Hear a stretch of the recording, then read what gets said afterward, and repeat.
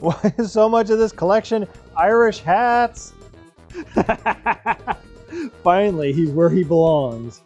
It's too late, loser. I've bought the Giga Chad skin and gifted you dollars glued all over your naked body skin. On July 29th of 2024, the Xbox 360 storefront will die. Killed by Microsoft for the crime of being old. With its death, we will lose the ability to buy games and DLC for the Xbox 360 systems. But there's a second casualty to this closure that I think is getting overlooked. That forgotten fatality is of the storefront for the Xbox 360 avatars. I have some concern that no one cares about the items on here, and that these things are all at risk of becoming lost media and a relic of a memory from a bygone age. So I've set out to record everything that is still up on the Avatar storefront, so if nothing else, there's at least footage to remember it by. I am graciously editing down the content of this so you, the viewer, don't have to watch as I suffer shit like the same shoes 6 times in a row. But I will have the entire footage on my end, all 27 hours of it, just in case. So in this video I will be highlighting the interesting things you could find on the 360 Avatar store. But first, I guess I'll have to explain exactly what avatars were, because while I'm familiar with them, I have come to the realization that there are adults now who were born after the 360's launch date, and I can't just make an assumption that everyone is aware of a feature from a console that was 2 generations ago. In the beginning, God said, "Let there be Wii." So Nintendo made the Wii. One of the features that came with the Wii was the ability to make a little avatar that represented yourself, called a Mii.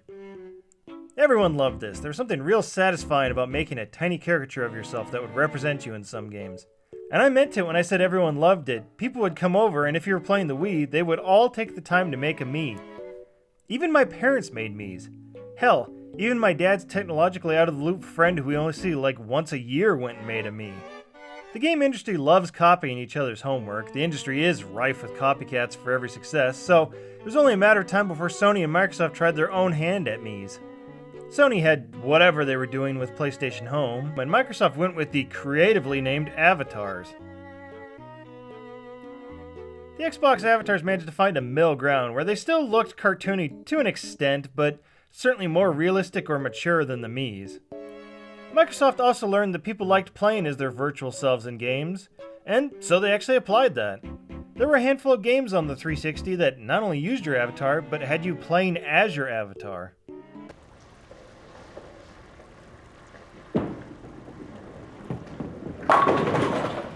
Hey, Bobby. Oh, hi. Want to play bowling? Why don't you play with the real one?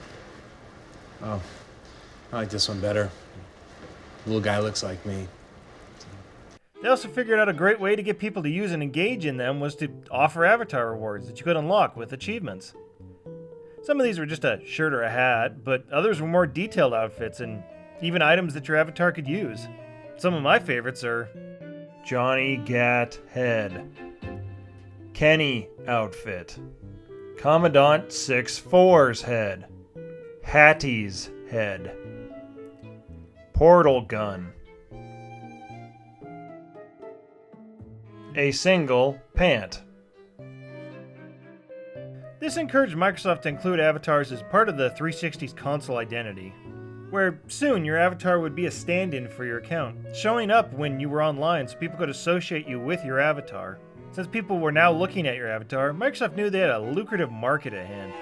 Not only could your friends see you online, but if you give us $5, then you could have this super cool lightsaber. Oh yeah, when they see that, they're definitely going to think you're a cool dude and not rip on you endlessly for spending $5 on pixels that you can't even use in a game. But there was a market for it, and Microsoft had no problem selling to that market.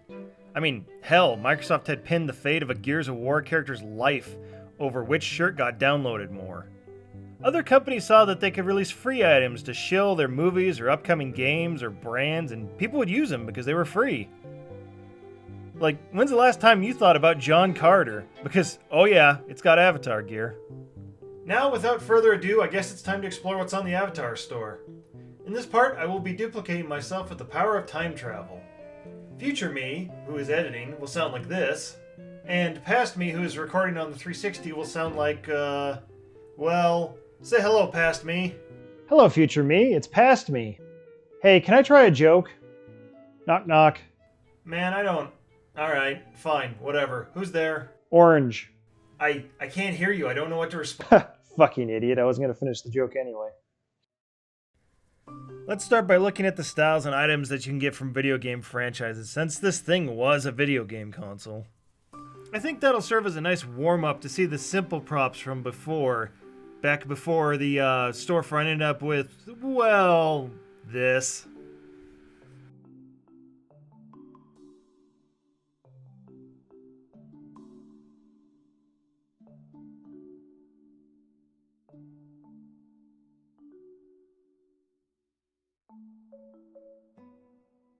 Alphabetically, we start with the Kefling game. Trust me, this makes sense.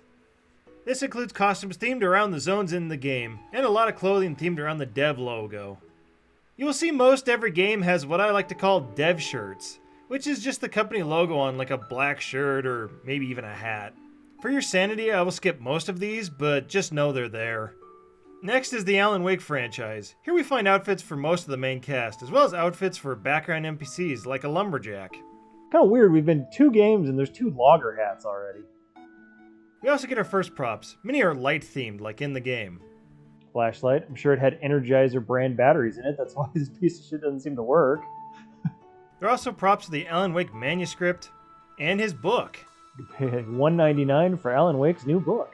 The more interesting prop is the spider toy and this television playing Night Springs. Alien Colonial Marines may have been a dogshit game, but the avatar items are at least interesting. There are several aliens from the titular franchise that you can buy and put your avatar in mortal peril with. A peril that he seems entirely ignorant of. He does not seem to realize the danger that he's in. He's just like, whatever. Let me just unsummon these mortal perils. Okay, why is this one so much smaller than the... Age of Empires Online isn't even on the 360, yet here it is.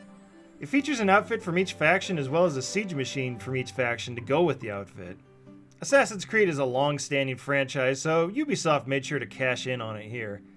These categories are full of dev shirts as well as our first wristband. 50 cents. That's interesting that it's 50 cents. Because it's like, I think you had to put like a full dollar on your... I guess this is just one of those like, oh man, I've got extra cents on my Xbox account. What do I spend it on? There's a large selection of character outfits here from most of the main cast of the single-player games. And everyone's favorite Assassin's Creed 2 character, random unnamed guard. Wouldn't you too love to be a random unnamed guard? As well as outfits for each multiplayer characters from this weird point in time when they were trying to put competitive multiplayer in Assassin's Creed. The multiplayer outfits are locked to the gender of your avatar. Unless you have a female avatar, then you can wear any outfit. The props include a couple objects that your avatar seems clueless what to do with them, but also has a piece of Eden he can get, and a codex that he can read. We also get our first prop that will add to the bird lands on avatar counter, immediately followed by our second one. That has got to be the smallest eagle I've ever seen. We also get our first weapon prop, which I will allow past me to expand upon. Toy Tomahawk, because for a while there, none of the avatar items could be actual weapons. So if it was like a sword or a weapon like this, it would be marked as toy, even though it looks literally the same. And that included guns and stuff. Bastion is an outfit and a prop of the main character, and 2 props of some enemies, which look like... Christ, he looks more afraid of that than he did the face hugger and chest burster. Since Batman is back in the news with the disastrous launch of the Suicide Squad game, let's take this time to look at an avatar items from a simpler Batman game era. Like, it seems like not just ones from the games, but Batman outfits from cartoons and old movies are here too. But not just Batman, but some of his villains too, which some are okay and others... It's the fact that you can see your avatar's eyes under the Joker head that's just really upsetting. Alright. I don't know how I feel about the proportions of that head. There's also a fair amount of Batman-themed props, which I'm sure look good if you were dressed as Batman. I'm Batman! as well as one that I'm guessing you would need to be dressed as Catwoman.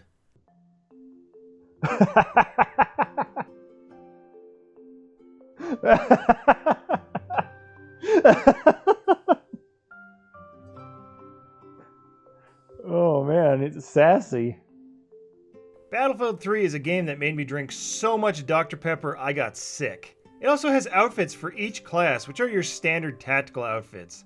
The props are the dinosaur that they were using for the marketing, a defib. The way he shrugged, he was like, well, no one else to test on. Might as well hit myself. And your avatar getting shot at. Bejeweled 3 is filled with some very gaudy and bright-looking outfits, and taught me that boys get to be spiders and girls get to be butterflies. Oh, also you can buy some crystal pets. There's also visual clutter, the prop, and a suit that is okay. Like, this also looks fine. You know, it's a suit with rubies on it. It's not nearly as outlandish as, like, this shit. Bellator MMA Onslaught. I have never heard of this. This category is just a bunch of MMA fighting moves where you shadowbox ghosts. I'm guessing that if you bought one of these and you were in a party with your friends, it would look like you were hitting them, but I don't think that's how it works on the newest dashboard. Honestly, it's been a long time since I've even been in a 360 party. Beyond Good and Evil is mostly dev shirts, but there is an alpha section outfit and prop. There's also one of the pig guy from the game. Oink. If you have a female avatar, they can get Jade's outfit. Remember BioShock? Well, you can relive that memory with dev shirts, a Big Daddy doll, and various helmets. The Big Daddy helmet from the cover that, I swear to God, every time I look at this thing, all I see is Bomberman. By the time BioShock Infinite came around, they had a better idea what to do, so we had some more options. These include outfits of Booker and some of Elizabeth. Props include enemies that try and kill you and various items from the game.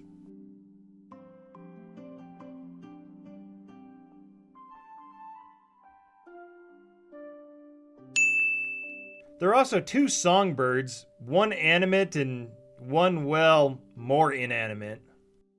I like Songbird again, but this time he's a lot more inanimate. They're the same price. Why would you buy the inanimate one when you can buy the real one? Next is, Interesting. Why doesn't this have a, in the middle of the game section is just Xbox-themed stuff for some reason. These are shirts of questionable humor. I would date me. What kind of... I can't imagine the kind of person who would buy this shirt in real life, let alone a digital version of this shirt for your avatar.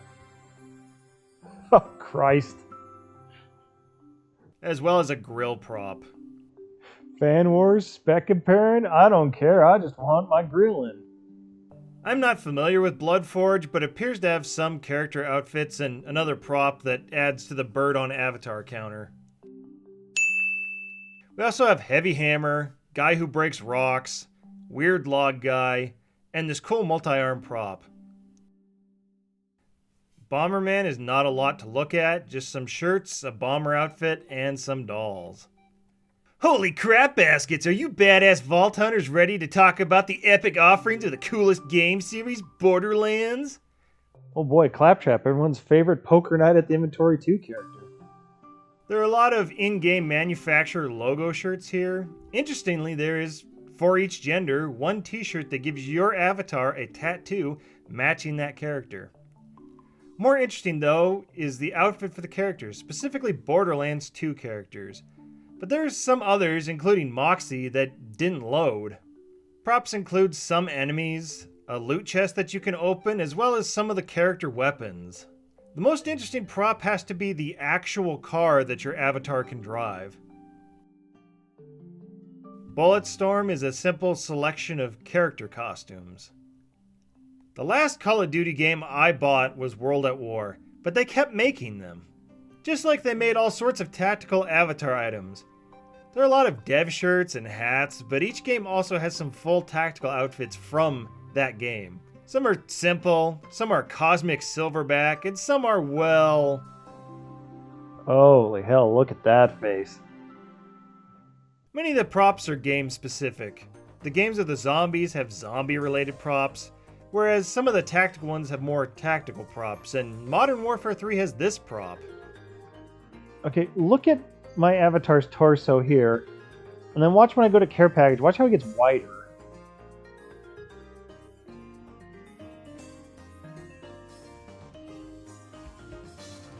And then back to here. Why does it get wider for this animation? Black Ops 2 has some of the more advanced looking props. Oh, drone, huh?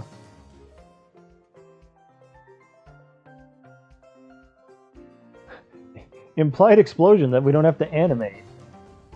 By Call of Duty Ghosts, they really figured out what they wanted to do with these props. They managed to get you underwater, into space,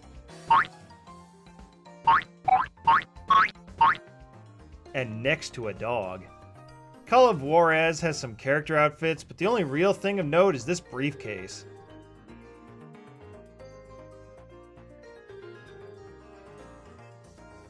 Oh, there's actually cash in it. Carnival games for the Kinect, and definitely not for the Wii. What are you thinking of? This isn't a Wii game. This is a Kinect game. I assume these costumes are game related, but the reaction I got was, Emo costume. Holy shit, it's like I'm back in high school again. the costumes are different for male and female avatars, and each has its own pet prop that goes with it. The total whiplash of going from emo to happy little mariachi skeleton. I am Speed. Ka-chow. Disappointingly, your avatar cannot turn into a car. So instead, they got some movie-themed racing outfits, as well as some playset versions of Cars places and, well, cars. Castle Crashers is pretty simple, just outfits of the knights and enemies. However, I did make a discovery with one of the helmets that you get as a reward. Oh, I see. They give you the orange knight's head for free, and then you get to pay $3 for the rest of the outfit. I see. Also, this was goofy looking. Castlevania comes with multiple costumes, which, interestingly, female avatars can wear all of, but male avatars can only wear some. Props are weapons and some enemies and or a fairy, but most edgy like these claws and this. Oh god, that's so edgy. I summon Void Sword. You guys are all gonna pay for making fun of Naruto. But for some reason, some are goofy.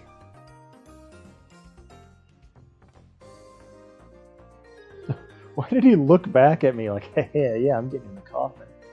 Oh, dead now. Upon opening Crackdown 2's page, I discovered something.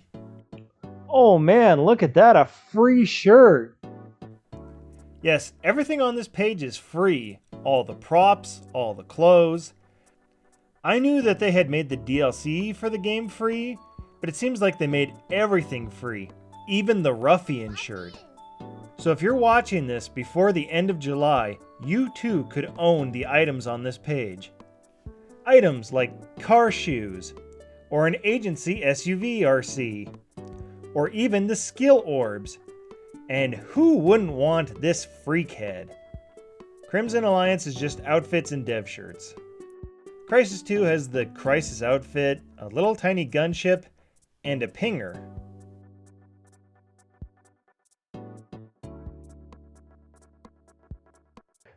His brilliant idea is, oh, I'll just unsummon it. The same thing I've done to every threat so far.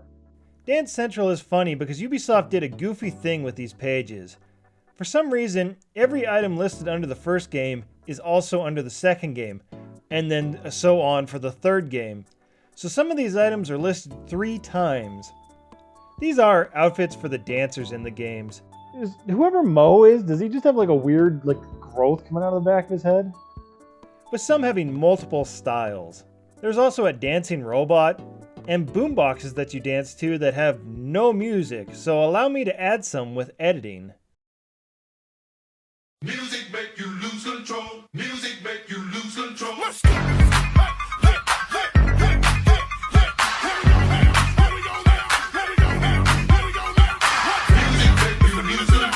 I wouldn't be surprised if Ubisoft has these as official license dances for these specific characters or something, but I can't tell here. Dante's Inferno is pretty simple. Males can dress up as Dante. Females get to dress up as his wife who's trapped in hell. Also, there appears to be an enemy that is incredibly low poly. Dark Souls is filled with armor sets. These suits are exclusive to male avatars. There are also a lot of shields with no swords, because these may have been on here before they even figured out how to do the toy weapon distinction. Two of these shields share the same animation, and one of them makes me fat.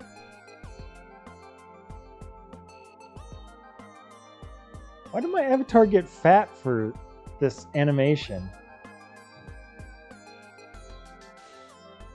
Darkness 2 has some wacky items that I'm sure make sense to someone who's played the game. There's this cat hat, as well as this goofy little goblin. Actually, two of them. There's also a siphon, which is probably a big thing in the game, as well as this cane that makes your avatar go into a monologue, which I would guess is a direct reference to a scene in the game.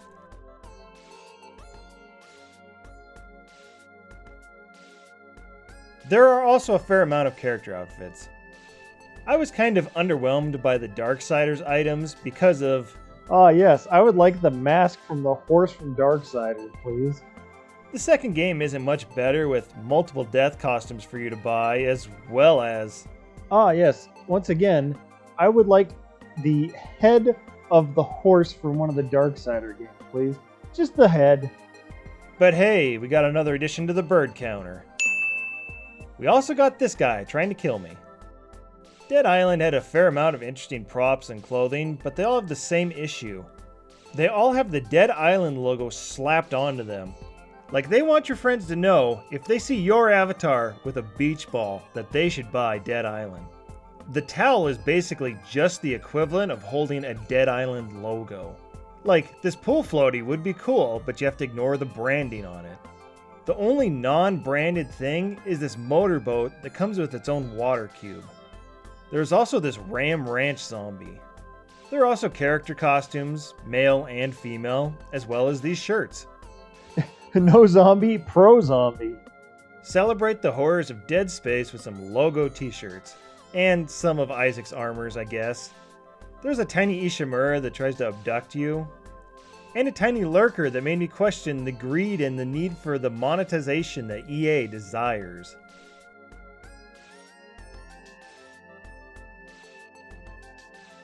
See, like, look how much shorter that was. And that's $5 versus that like car that you ride around in was $2, $3. All this, it comes out and you unsummon it. And frankly, it doesn't even look that on model. Deadliest Warrior is a fighting game based off the Spike TV show of the same name. There are outfits for every character in the game, separated as body and hat parts sold separate. There are also shields for the characters that used shields. These shields, again like Dark Souls, use pretend imaginary weapons, because at this point in the Avatar store we didn't even have the toy distinction weapon. Deadlight is a game that came out as the part of the Summer of Xbox Arcade promotion, and I have never heard anyone else ever talk about it. My memory is that it was a zombie outbreak in Seattle in the 80s. There are some clothes that reflect that, as well as some zombie items that look incredibly cartoony, which is funny because I don't remember the game looking like that. Like, this little zombie guy is way smaller and cartoony than I remember them being in the game. I never asked for this, but now I can dress as Adam Jensen, or just his glasses. Diablo 3 is a basic mix of class outfits and dev shirts, but there is a treasure goblin that Blizzard generously priced at $5. For the same price, you can get the wings from one of the angel guys in the game. Dishonored lets you dress up as Corvo. It also lets you use Corvo's rat power, with the added bonus that they come back and try and kill you. There's the Tallboy prop that tries to kill you, and the Wolfhound that tries to detect and then kill you. There's also the Wind Blast, which you use to break in. This one kills you because you entered a quarantine zone. From Disney games, we have an assortment of characters you can dress as, from Buzz Lightyear to Jack Sparrow to Jack Skellington, and my favorite, Wreck-It Ralph. Males can dress up as the two guys from The Incredibles, and females get to dress up as the mom and daughter. There are also these odd normal item props that turn into other items. It says they're from Disney Universe, which I have never heard of, but I have to assume it was like a Little Big Planet knockoff. I do like this burger prop, even if my avatar never gets to take a bite out of it. Despite it saying Doom and having classic Doom appearance, nothing in this Doom page is from the first game. There are Wolfenstein outfits as well as Doom 3 versions of enemies you can have chase you. There's also a chain gun that it specifies is from Doom 3.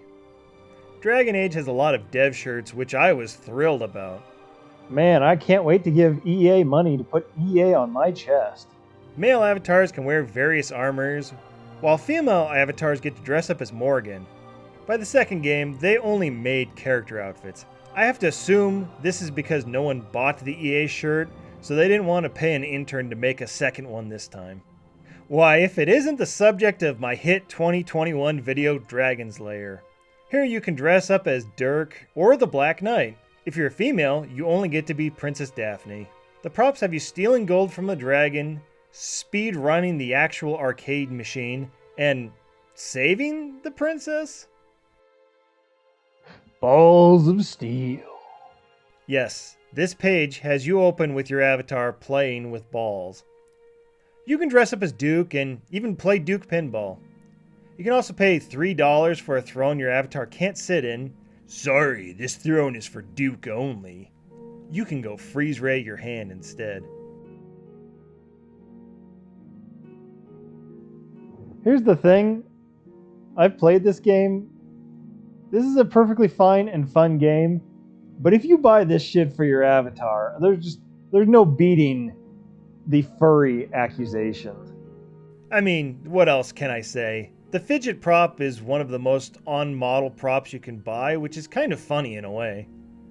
This EDF game takes place in the far-off future of 1 year from now. It also has 3 props that really zoom the camera way out for some reason. The Fable franchise has some wild difference in item quality. While Fable 2 is basically only dev shirts, the others have much more detailed outfits, from sets you wear in game to sets that belong to NPCs. Interestingly enough, all the sets for the first game are available for both genders, meaning a male avatar can wear Lady Grey's dress. Which means, at some point, some Microsoft employee had to come back and toggle that. But they didn't remember to do that for any of the pieces you can buy in Fable 2. Most items keep their style from the games they were in, which in most cases is good. Oh my god. I don't know what I hate more about that.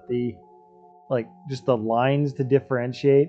The very human hands or just the very smooth head. Holy hell. The props are all very high quality in my opinion, making use of motion and perspective. Let's just play some of them now.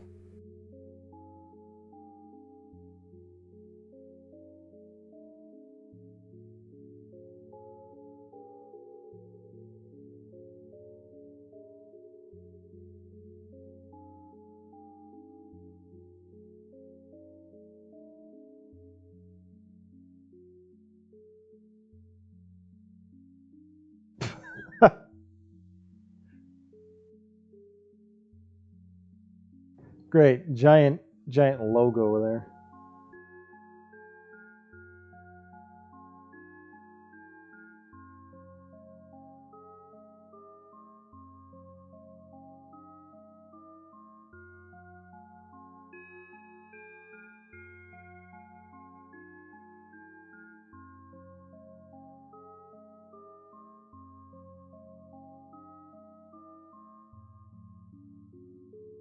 Fallout 3 is dev shirts and Vault Boy outfits. Next!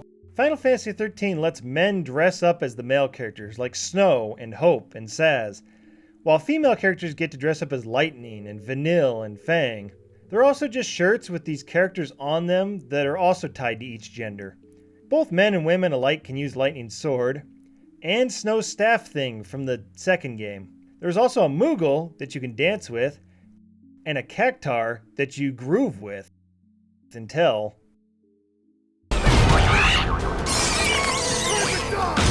Did you know there are 13 Forza games? I didn't either. The last one I played was 2.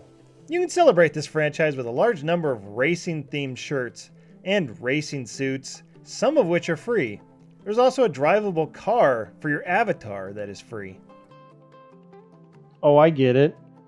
It's a poker game. Dogs playing poker. I get it. Besides the dog heads, the poker game also has some chip tricks, which if your avatar actually did in a game while playing poker, that would be pretty neat. Gears of War decided to mix it up, so instead of getting dev shirts, this time we get esports shirts. There is also COG armor for most of the named cast of the games. The props have a frag grenade that they want you to be sure it's a toy, definitely not a real grenade. See? Play violence. Just like here with this Lancer. That's fine, that's a shadow guy, it's fine, it's just play. There's also this gold shotgun that I think must have come with the Ultimate Edition of one of the games that is now being sold. There's also a Brumac you can ride, and a Hammer of Dawn you can miss with. You didn't kill it, you just scared it off, so... Watch as your avatar claws at the Ghost Recon drone like a cat. Gaze in horror as your avatar kicks a grenade like a hacky sack. Witness as your avatar is bombarded by this little tiny plane thing. I ain't afraid of no ghosts, but I am afraid of the harassment suit my avatar is going to get after grabbing Slimer like that. Honestly, price-wise, these ones are fairly decent. $1 for a suit, and $1.99 for the Ecto RV or the Stay Puft Marshmallow Man. Grand Theft Auto 5 lets you live out your fantasy of being a nameless background character by letting you buy some NPC outfits. The more interesting ones are the FIB and Kiflom outfits. You can also buy Franklin's dog, Chop, and take him for a walk. There's also Sprunk branded motorcycle for you to make your getaway on. The other item is a parachute because they know no one is landing a plane correctly in that game. This is the only way out of a plane. Did you want to dress up as Ryan Reynolds' Green Lantern? No? Oh, okay. I'm not sure what a Guardian Heroes is, but there is this Sega Saturn shirt here, as well as character outfits for men and women. There are also these props of, I think, enemies? I need a weapon, is what you'd be saying when you open Halo 3's page and just see Halo t-shirts. But Microsoft learned from this and made sure you were getting Halo-themed items by the time Reach came out. Reach has it so most all of the popular multiplayer armors are here, in multiple colors. If you were a blue Ava guy, you could have your avatar look like it. If you were a pink EOD guy, oh yeah, they got it. If you wanted to dress as Cat or any of the other ill-fated Reach characters, yeah, they got it. Halo 4 is a similar case, with armors in multiple colors. Oh, look, they have armors for popular characters, like Palmer and DeMarco. Oh, and Master Chief, finally, I guess. Shout out to this 2013 E3 Master Chief armor. You know what? No. Shout out instead to the Mr. Chief costume. There's also some outfits for some of the enemies, which is pretty neat. Fun fact, I own this Elite costume as a little plastic guy. The props are interesting because across all these games, they don't have a set scale. Some of the props are tiny, and others are 2 avatar scale. This means you get stuff like a tiny ship your avatar tries to poke, to large flags you have to capture. Accurate energy swords, but gravity hammers that just feel too small. Whatever. Starting with physically attacking this grunt on a mongoose, here are some of the more interesting ones. A little banshee. Never mind, a life-size banshee.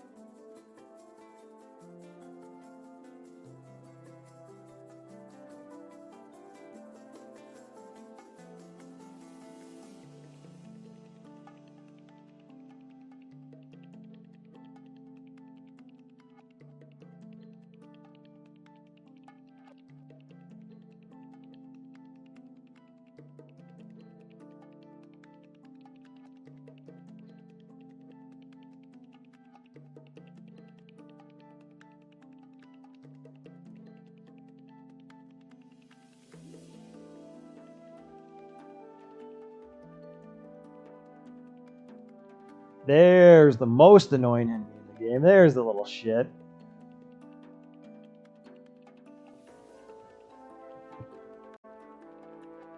I'm going to run away when you shoot me, and I'm also going to revive the second worst enemy in the game.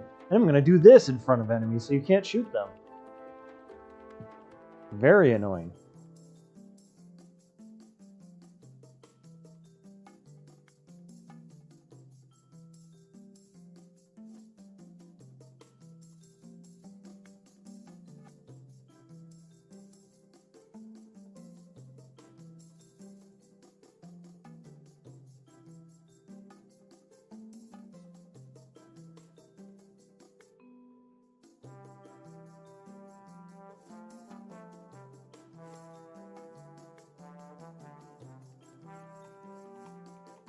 Also, just wanted to mention there's Halo Wars 2 stuff on here.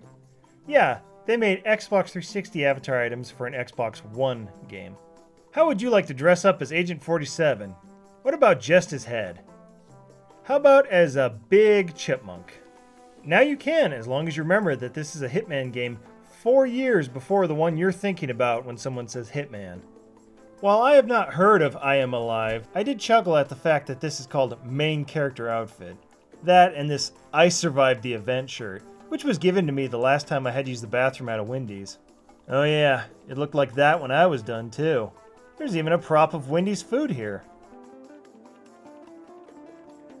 Injustice is full of outfits for DC characters. If they were in the game, they have an outfit. Interestingly though, for some reason there's an overlap where there's both just the headwear and a full outfit with the headwear. These are limited by genders, so only boys can be Superman. Female avatars instead get outfits that just feel slightly too exposing for some reason. Inversion has 2 outfits for men only and a gun prop that shows off the main mechanic that the game is named after. Candy Cane and Lunch 2 mostly isn't worth mentioning, except it's got something for the ladies. Oh! That something is a Chinese dress since girls aren't allowed to dress up as the duo. There's also a prop with the shortest animation I've seen yet. Oh, that was it. Connect Karaoke has several copyright-free versions of famous music acts like Kiss and MC Hammer. These must have been free at one point because I seem to own all of them. Too bad for you watching this because they are $2.99 now. Connect Sports is filled with sports outfits, from bowling to skiing to being a giant shark. There are a couple big mascot outfits, and let me just say my avatar is really excited about this carrot. I, however, was not excited to see this foam finger because it's the same animation being listed 3 times in different colors. And let's be honest, I have no idea how to feel about this tiny Deshaun Jackson. I thought it was bad enough that the avatar reward for Connectables was just every cat's face on a shirt. Then I got here, and I saw that there were full-body suits to dress up as each cat. Then to my horror, I realized that every single breed of big cat and bear that you can play with in Connectables can be bought. Some of the animations are recycled, but a surprising number of cats all have different animations, where you play, pet, and perform tricks with your own personal Skittles. They seem to have grouped it so different tigers will have the same animation and bears all have the same animation. They also even included the little mascot guy voiced by Invader Zim. How does it feel to be in the Outback Steakhouse, you filthy earthen? Dress up as a detective or a policeman with LA Noir. Or this stage dress if you're a lady. The LEGO games are upsetting because they make your avatar a weird hybrid man. He will have blocky Lego legs, yet he will still have his human hands. Your avatar will have the cursed square torso, but will retain his normal head.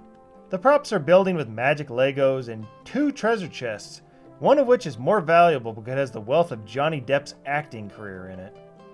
Lost Planet 2 has some Snow Pirate and Nevik gear. It also has this caricature of one of the in-game bosses. Oh my god, where did they take his textures? He's so smooth. Mafia 3 is pretty simple, just one free car. And you know what? It's a pretty decent car. And it doesn't have the Mafia 3 logo slapped all over it. So I would recommend you download this free car. The Mass Effect group is filled with dev shirts across all 3 games, but there's also a decent mix of different sets of armor that you could have Shepard wear throughout the games. There are also outfits for Thane, Miranda, Aquarian, and Saren. There's even Ashley's armor. Oh, I'm sorry, Alliance armor, if you're male. Females also exclusively get multiple Asari outfits. The props are a Cerberus Sentinel and a Reaper that doesn't really do anything other than just menace you. Max Payne 3 is mostly unnotable outfits from NPCs and Max, but I did find it interesting they also had outfits for Max Payne 1 and 2 in here. Medal Honor Warfighter could have been completely ignored, except it has this very plastic army man looking machine gun that shoots logos for some reason, and this helicopter that your avatar is desperate to catch so he doesn't have to stay trapped on this page. Colonel, it's time to talk about Metal Gear. While there's a lot of dev shirts, there is a generous amount of costumes and props available. You can be Metal Gear 2 and 3 Snake, and if you wanted, you can have this Snake mask that I think looks poorly because it uses the skull face paint on it. You can be 3 different versions of Raiden. You can be Jetstream Sam, you can be Ocelot, or Miller. You could dress up as Paz, or Volgin. Why, you could even become the boss. There's no Otacon or Mistral though. Props do include the Dwarf Gecko. In fact, many of Metal Gear's memorable mechanical machines are here. There's Blade Wolf, there's a Metal Gear Ray, there's the Shale God tank, and a Basilisk. There's also the famous sneaking cardboard box. Kept you anticipating, huh? When people think of Russia, they think of Metro. And when people think of Metro, they think of the Russian hat. Russian style. Not Russian, but Russian style. The underground is actually represented in this prop that created an entire location for your avatar to be in, instead of the normal void that so many other props see to use. Like, I look at this lurker prop and think, man, some actual effort went into this, as compared to, say, the low-texture Lost Planet boss or some of the EA ones. Minecraft is a game I paid $5 for to Notch back in 2009. Microsoft has since decided to cut ties with Notch as well as overturn my transaction, but they have no problem selling you Notch's hat still. That's the corporate beast for you. This collection starts with digital versions of shirts that I have seen at Target way back in 2012, which you could celebrate that year with a 2012 Minecon cape. In fact, every year of Minecon up to 2015 has a cape. They all have the exact same animation though. Just like how on paper all these mob heads are basically the same, just a block mask on your avatar. Except the Steve one, for some reason. They cut eye holes into that one. Oh, that's weird. What? All the other heads, they didn't put your eyes through them. Why did they? Oh, I don't like that. Oh, that feels cursed. But there is a mask for every single mob in the game. Well, at least how it was in 2013 when I stopped playing it. Just how every mob has a mask, every mob is also a pet you can summon. There's a fair amount of detail in the animations for these, from mobs you can craft being crafted, to hostile mobs that chase and threaten you, to the passive mobs and how your player would interact with them. The only exception is the creeper who you just say no to. I guess there's also the tiny ender dragon, but being tiny means he increases the bird counter. The other props are various tools in Minecraft. There's a piston, a pickaxe, a sword, farming, riding in a minecart, and taking shit from your friend's chest because they aren't paying attention, and I'm sick of looking for my own diamonds. The only one that doesn't look great is they tried to give your avatar the walk animation, which is, well, certainly something. I want to be a pirate. And now you can, with costumes from the Monkey Island series. Dress up as Guybrush, Stan the Salesman, and LeChuck if you're male, Elaine and the Swordmaster if you're female. Personally, I like the I found the treasure of Melee Island and all I got was this lousy shirt. The avatar props are made up of various items you come across in the point-and-click adventure game, like the famous chicken with a pulley in the middle. Impress your friends with a giant cotton swab. Try and jab this Guybrush voodoo doll. Mortal Kombat is odd because there are some full outfits and some that are just heads. Characters like Scorpion and Ermac are full outfits, but characters like Melina and Smoke you can only buy their head. But there is the old game ninja outfits available in each color, so I guess it's good if you like the ninja characters, and too bad if you like Raiden. Murdered Soul Suspect is all dev shirts, but it does mark the first appearance of a human-like character in a scene with your avatar. And the first thing he does is possessing him, so. MX vs ATV is just motocross gear, but the real crime here is there are motorcycles and ATVs that your avatar can't even ride. Clearly he wants to, but he never can. Instead, he'll have to aspire to being a flag girl, or oddly playing with a yo-yo. I have no complaints about Pegel's decision to let you become horrific homunculi fused with their characters. Come on, EA, give us another Pegel. Perfect Dark is the game that got me grounded when my mom walked in and heard a character say, "Damn!" Everyone can wear Joanna's outfit, they just changed the name to Perfect Agent outfit. Props include Dr. Carol's floating laptop camera thing and Elvis the Alien. We're already back to PopCap games again, huh? Plants vs. Zombies has some pretty good items. Men can dress as Crazy Dave, where women get this sunflower dress. There are also a lot of zombie costumes. Some are full and others are just as the individual parts. And enough detail feels put in that they look like their in-game counterpart. The helmet has grass in it, the glasses are skewed. The single prop here is a sunflower. Quantum Conundrum is the singular Q on this list. There are some professor outfits, with one more hoppy than the other, as well as some props like this fluffy safe, and this robot head that looks straight out of Nier Automata. id Software's Rage has an assortment of post-apocalyptic outfits that look pretty interesting. The props include a little mutant who's trying to murder you, this RC car that explodes in the end, this weird boomerang thing, and a drone that your avatar loves getting scanned by. Yeah, I love being scanned. Give me that radiation. Ubisoft loves their Rabbids, and by God, they are going to force you to love them. So turn your avatar into one with these heads. Or just skin one for a hat. The props are almost all Rabbids, with the one that isn't being juggling toilet paper. The Rabbids range from ones you stomp to a robot one, to ones who annoy you so much that you punt them into the mesosphere. There's also an Assassin's Creed one, because Ubisoft loves brand synergy. Red Dead Redemption does this odd choice where most of what you could buy is just game characters on a red shirt. There are a few outfits like John Marston and Bonnie. The rest are more out there picks though, like a zombie or the Sasquatch. The single prop is a lasso, which, you know, fair enough, it's pretty well animated. Red Faction was Volition's other and often forgotten franchise, and sadly, most of the items here are also forgettable. There are outfits for Alex Mason, this alien, and one that lets you become a marauder. The props are, however, lackluster. The game was infamous for how the destruction physics worked, and instead of showing that off with a prop, you get this weird wall logo and alien thing.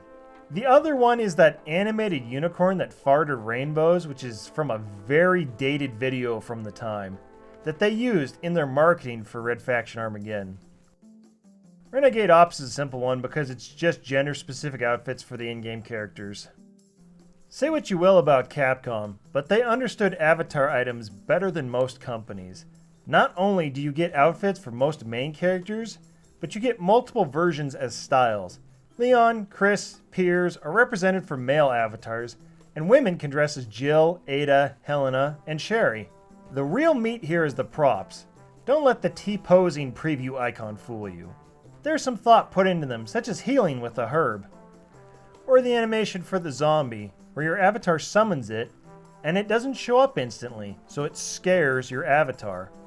There's also the horrible gas-spewing zombie from Resident Evil 6 that actually succeeds in zombifying my avatar.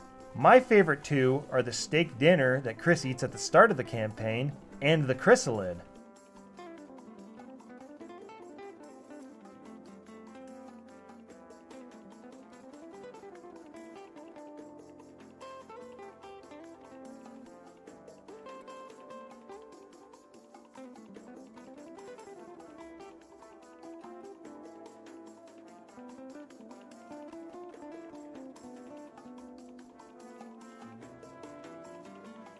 When the Kinect came out, one of its big games was Rise of Nightmares. There are 3 horror-themed outfits here, unique to each gender, and 3 props. This one is Zombie Pet A, which implies a Zombie Pet B, but it's the only one. There's also this jester that for some reason is really cool with you touching him. The last prop is a chainsaw that your avatar uses to cut down a tree. Risen has a pirate outfit, but they broke it apart into individual pieces so you could go half pirate or mix it with other avatar pirate gear. The most notable thing here is a singular earring that costs $1. How do you show off a rhythm game in a medium that has no sound? Was your answer with these monochromatic outfits that have the instrument logos on them? Because that's what Rock Band did.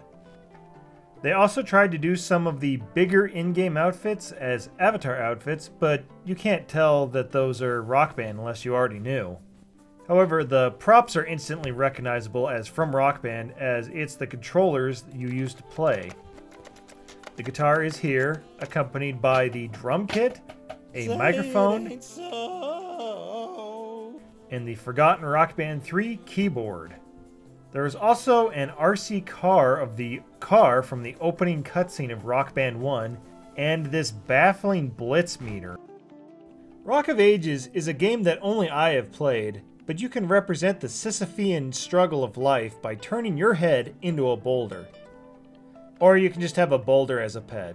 Or, if you really like horrific things, you can get this ungodly disembodied cherub head that flaps around. Straight out of 3rd Street comes, well, t-shirts of every enemy gang. There's also this flashy suit. Flashy hat? Flashy suit? This is a pimp outfit. It also has this cane, because flashing ain't easy. By the time for Saints Row 3, they had a better idea of what to offer. Barely though, as the only Saints-themed gear, which is what I would have wanted, are Johnny Gat's jacket and Z-Mo's flashy outfit. The rest are full outfits for enemies like Killbane or Stag Soldiers. Oddly, the Decker outfit is gender specific. There is also a $5 furry outfit because they know what furries are willing to pay. The props are toy versions of Saints Row 3 vehicles, but the best toy is this little Killbane doll you beat up. Saints Row 4, and they still didn't offer any Saints-themed clothes. Instead, going for a Zinyak outfit, and one for the big statue in the city of Steelport. This comes with a big ladle as a separate prop. Ladies can exclusively wear Shondi's outfit from 2 games ago. There's also a tiny version of the giant can of Saints Flow that you have as a pet, and a prop that zaps him to make him a bigger, tiny version of the giant can of Saints Flow. Shoot Many Robots offers you a paper bag for your head. It also has a little robot guy who you convince not to kill you, only for you to turn him into a hat. There's also a costume here from the 2012 movie Tooth Fairy 2. Foos Row Ada. Oh, for fuck's sake. Bethesda thought it was the best way to start this page, and who am I to argue? Just $2.99 for the most beaten to death joke of 2011. Ignoring this one outlier, most of the items here are actually alright. There are outfits for most of the armor sets in Skyrim, from the classic iron to the Brotherhood armor to a full Daedric set. The other props include a little dragon that circles you and a staff of mage light. There is also an Elder Scroll that sadly does not blind your avatar when he reads it. The last prop is dragon shouting a mud crab to death. Sleeping Dogs offers tank tops that cause you to gain tattoos, a headband that causes you to lose hair, and a jumpsuit that causes you to kill Bill. The best item here is a motorcycle that not only do you ride, but you shoot a gun from. Sniper Ghost Warrior has a sniper outfit split into all the pieces. There's also a sniper rifle that is clearly a plastic toy, but you're still breaking clay pigeons with it. The other prop is a spotter scope that you use behind the lumpiest rock I've ever seen. "You're too slow," is what people will say to you if you're a Sonic fan who misses out on these avatar items. Starting with these Sonic and Tails themed hoodies. Or just skip the pretense and dress up as Tails, Amy, and Sonic directly. I'm not Sonic, I'm my own original character, Blonic. Props include wind-up toy versions of some of the enemies. There's also a doll of Sonic, Metal Sonic, and a Tails doll. I find this prop of a game cartridge of Sonic 4 kinda neat. And there's a sequel prop where you play the cartridge. Well, try to until you destroy the monitor. The non-toy props are Chaos Emeralds, the large button you hit at the end of a level that frees all the animal friends, and a full rendition of the half-pipe bonus levels that your avatar runs through. Sega also included some non-Sonic items like Billy Hatcher's hat or the Shemu jacket.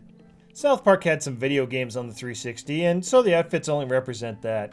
So you have the Human Kite and Toolshed outfits in one, and the Fantasy outfits in the other. These are the main outfit for each boy, and Helen and Butters. Oh my god, I do not like what that does with the head. Holy hell. you can buy a ginger bot that scans to check if you're a ginger. Or how about that monkey with 4 asses that for some reason isn't named that? There is also the Poochoo, which my avatar's first instinct to seeing a train made out of shit is to try and smell it. There's also Terrence and Phillip, who fart all over your avatar and laugh while doing so. The last one is Underpants Gnomes, who, well, do as the namesake suggests. He just took his underpants right off him. And he never got them back. You have to forever live with the fact that my avatar is not wearing underpants now. Splinter Cell Conviction does not have the Splinter Cell outfit that you're thinking of. It has the one from Conviction, and the outfit for the co-op partner. In a time before Disney owned it, comes Star Wars. Since these are games related, most of the outfits here are from Force Unleashed and Star Killer related. But there is a General Kenobi and Clone Trooper outfit.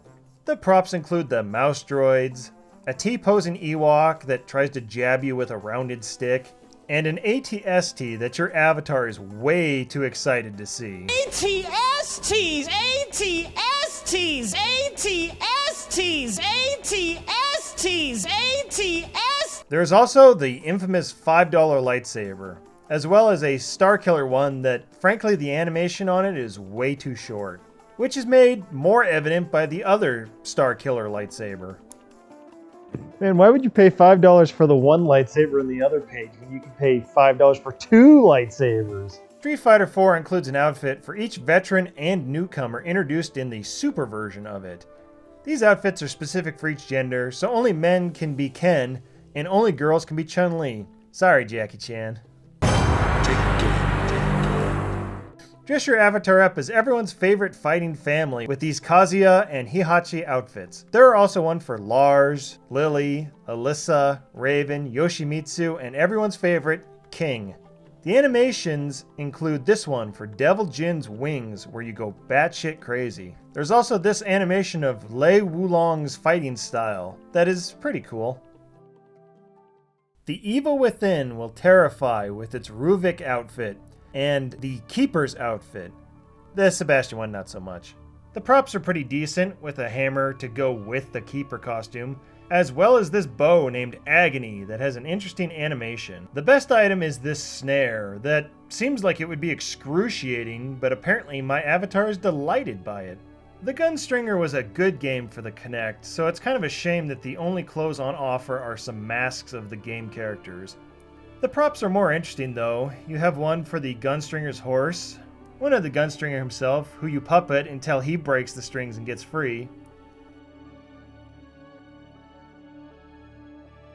and lastly, a prop of the first boss in the game, the Wavy Tube Man. Thief 2014 is almost entirely dev shirts. There is an outfit for Garrett and a prop for his bow. The more interesting props are the 2 sneaking animations. One has you inside, breaking into a room.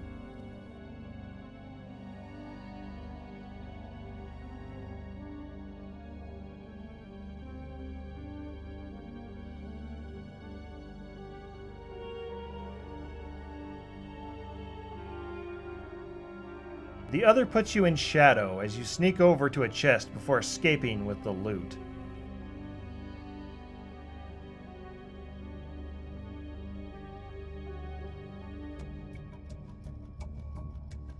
Ladies, how would you like to dress up as Lara Croft, both in old form and new reboot form with some of the in-between? Men, how would you like this red shaman guy or Totek? Also, I guess you can have her shades. But all genders are allowed to play with this lifeless Lara Croft doll. And by play, I mean hold awkwardly, because what do you even do with a Lara Croft doll? You could also be the proud owner of this malformed tiny T-Rex. From the newer 10-year-old games, you have this climbing tool, which it specifies as unisex, and Laura's bow. You got a friend in. You got a friend in me.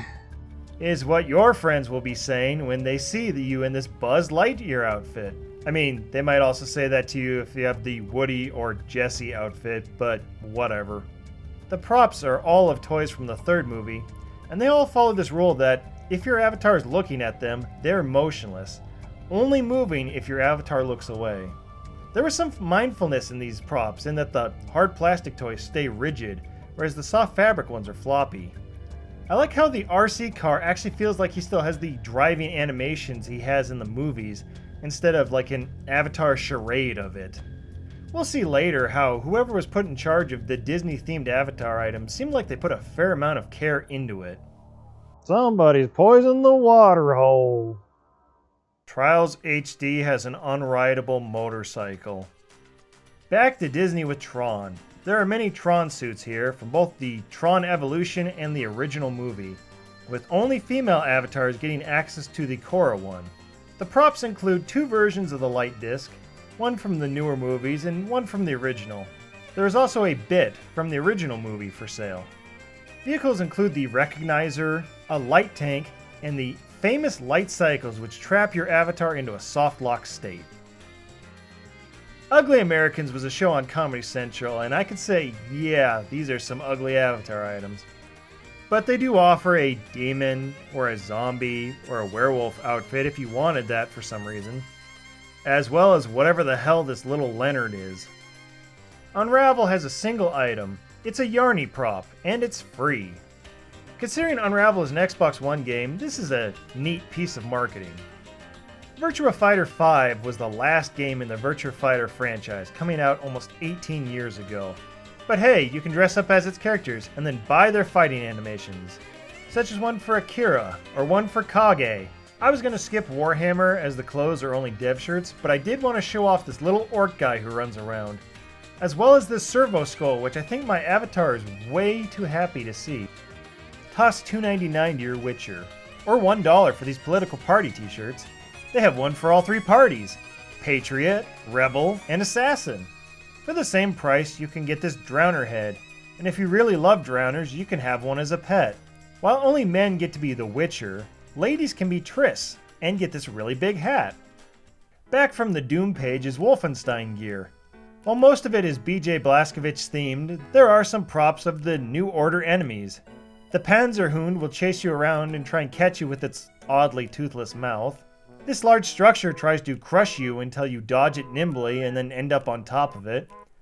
And the guard robot pursues you, but only one of its arms has instead become a Nerf gun, because avatars can't have weapons, so the one it shoots from is a toy, while the other real arm is presumably unloaded. Do you like goblins? Then Racketeer is the place for you with the Hot Goblin shirt and Hot Goblin shorts. There are also 2 goblins you could buy, one that just skates around you, while the other one is the infamously named Hot Goblin. XCOM 2 never was on the 360, neither the old one or the new one. And I can't imagine playing an XCOM on anything but a PC, but hey, they are advertising here with the Gremlin, which I am adding to the bird counter because it's basically just a giant mechanical falcon. The other prop is a Sectopod, which is way less lethal than they are in the actual game. Yeah, if only they were that easy. Zoo Tycoon has some animal-themed hats and shirts, and 3 animals that I recognized almost instantly. These sneaks thought they could pull 3 connectable animals over onto this page and I wouldn't notice? Nice try, Microsoft, but I saw that tiger once already, and you're not fooling me with thinking it's a new separate tiger. Zuma makes history by offering our first Avatar underwear. Funderwear, sorry. There is also an outfit for Han P. Froggendorfer, as well as this horrifying shaman outfit. This villager outfit is less terrifying. This spirit monkey tries to get you to play the shell game with 2 shells, which even if easy gambling is still gambling, so somebody lock this monkey up. We end this game category with the whimper of Zumba Fitness, which offers one hat and some armbands. Wait, oh boy, 2 bonus tops for the ladies! At one point, the Lifestyle Pages was a section for non-game related brands to put their avatar items. Things like movies and fashion companies and Red Lobster. But at some point, around 2016 or so, they must have given access to making avatar items to the public. Because you soon got a flood of what I like to call give me money items. These are like some kind of rash because they are extremely noticeable, annoying to go through, and somehow everywhere. They went out of their way to do things like name their pages AAA Avatar, to make sure that they are always the first thing you see. And do shit like offer an animation, but then again, in every color, with multiple slight variations, turning it from selling 1 lightning animation into selling 50. And if they can, they'll work in a holiday version of it. So many of these items have Christmas themed plop onto them just to sell them again as a new item. And everything is available in gold. I am not kidding. If you see something, it is guaranteed to have a gold variant as well. Car you drive? Gold. Beckham outfit? Gold. Ninja? Gold. Sometimes named as bling something, sometimes gold. It felt like sometimes both, so items could be listed twice. Sometimes 3 times, as they also put in a Christmas gold version. I honestly was so sick of seeing gold, by the end of this, I was considering changing my name to Silverfire. And the worst part is, they don't limit this bloat to 1 page. Oh no. If there's a gun and motorcycle animation that they made, you can bet this animation will be on any category that they can cram it into. And sometimes in places that I don't think they're even supposed to be. Like the Adidas category. It's full of this, and not a single Adidas item in sight. I don't know if this is intentional or just an accident. It looks like many of these items are also Xbox One avatar items, so I wonder if this disruptive publisher, Christ if that isn't an accurate name, I wonder if they just tried to push the same item down into the 360 avatar, and the bloat and invasiveness might have not been on purpose. Either way, it sure seems like Microsoft has not so much as looked at the 360 avatar store after 2017, or I think they would have maybe tried to fix some of this. Anyway, I'm going to go through the more official seeming pages first before going through the bloat ones, for my sanity, if nothing else. The first of the lifestyle category is a page called Ancient Times. This category has items from ancient Greek mythology, such as a Hermes outfit, or this pet Cerberus. I like the Hydra pet that my avatar seems unimpressed with, and the Icarus wings that don't do the one thing that Icarus wings are famous for. Archie McPhee. Oh, I don't like what that is. What is that? Oh, what is that? Seattle-based store Archie McPhee lets you live out your dream of being a unicorn, or owning some novelty shirts, or making your head into this. Alright, we found something worse than the hoof hands. Around the World is one of those categories inside a category thing that happens here on the lifestyle page. It's a real fun surprise that makes you discover there are way more avatar items floating around than you're expecting, and all of them soon will be lost to time. Aliens feature several Norts-esque alien costumes, as well as 2 that are puns on eye numbers. There is sadly only 1 alien pet here, and my avatar had him turned over to the government after catching him. Are you feeling patriotic and want to look like Uncle Sam and or Lincoln? Oh, my opinion rating is a hurtin'. Better call my friends at Halliburton. We will pay, so we stay. Rule the day, DC land.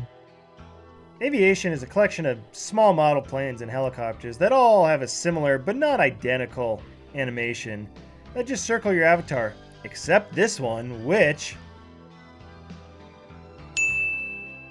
Continuing the vaguely patriotic theme, we have Carnival, with a magician and a barker outfit. There is a juggling animation that your avatar flubs. For much cheaper than real mini-golf, you could watch your avatar play mini-golf. Or you could check out this roller coaster, which definitely disappointed me when I saw it wasn't one that your avatar rides, but instead a little tiny model he looks at. You also discover your avatar is a wimp who can't ring the bell at the Crystal Tower Striker. 4 for 4 on the American theming by Opening Food Collection with burger. However, infuriatingly, your avatar won't eat it. Instead, he just kind of plays around with it. In fact, your avatar doesn't eat a single item here in the food collection. Pizza, noodles, corn dog. Doesn't matter. Your avatar is just gonna play with his food. How hard is it to make the item just go to your avatar's mouth? They don't even have to take a bite out of it. Just going up to the mouth. It's food. Stop playing with it. One that pisses me off the most are like the ice cream and chips one because it's just so wasteful. He gets food everywhere. I can already guess he's gonna shake up the soda and just spray it everywhere instead of drinking it.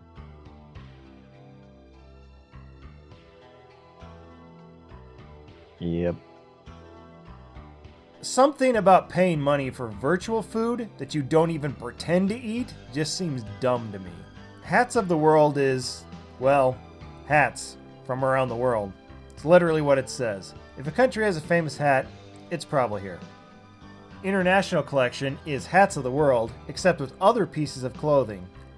Alright, fine, the hats are here too. If you really wanted a kilt or lederhosen or a kimono, this is the place to find it. We see a non-connectables lion and some firecrackers and famous international sports, football and hockey. Most interesting is this Puli dog, which God I hope they don't really look like that. America is also part of the international community represented with what the world thinks most of when they think of Americans, a Liberty Torch and our omnipresent police force. It's a mask. Is what you can say when you show off to your friends these masks from around the world. Including some that sidestep some copyrights and some that are ethnically vague.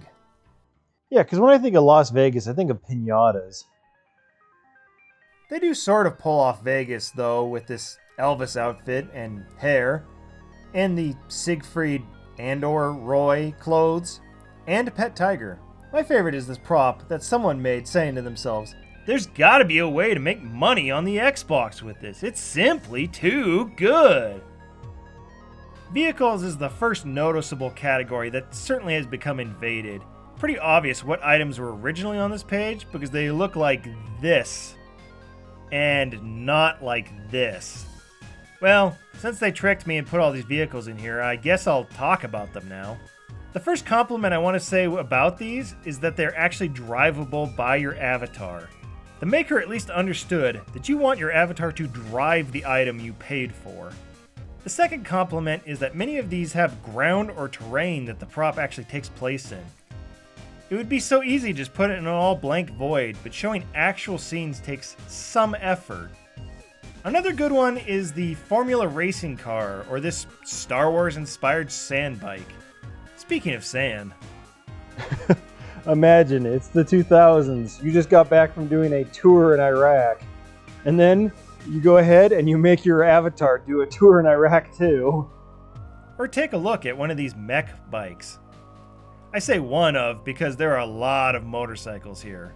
Many of varying styles and prices. My minor complaint about some of these props is that they're put here in vehicles, and that's kind of a stretch.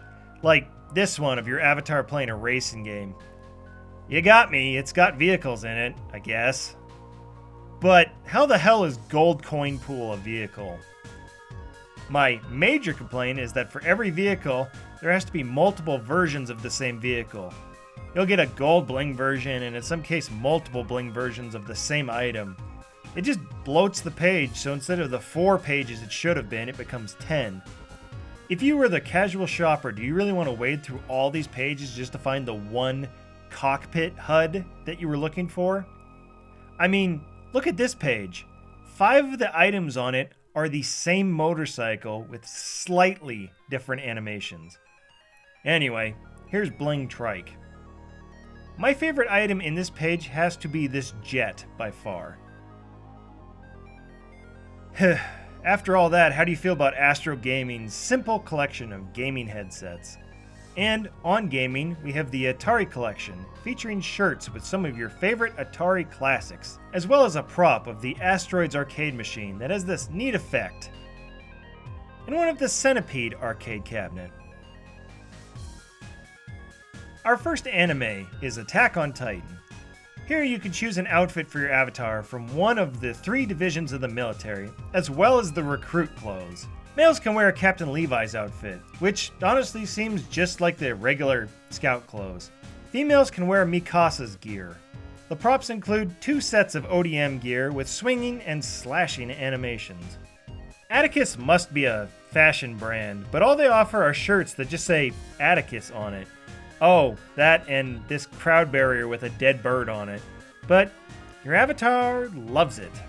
Speaking of death, Avatar Halloween is an eclectic collection with a spooky clown, an orc, a ghillie suit, a not Clint Eastwood outfit, and a zombie suit. The sole prop here is a scarecrow that neither scares you nor a crow. Avatar Pro Show has a page for Elite Ops Gaming and XGN.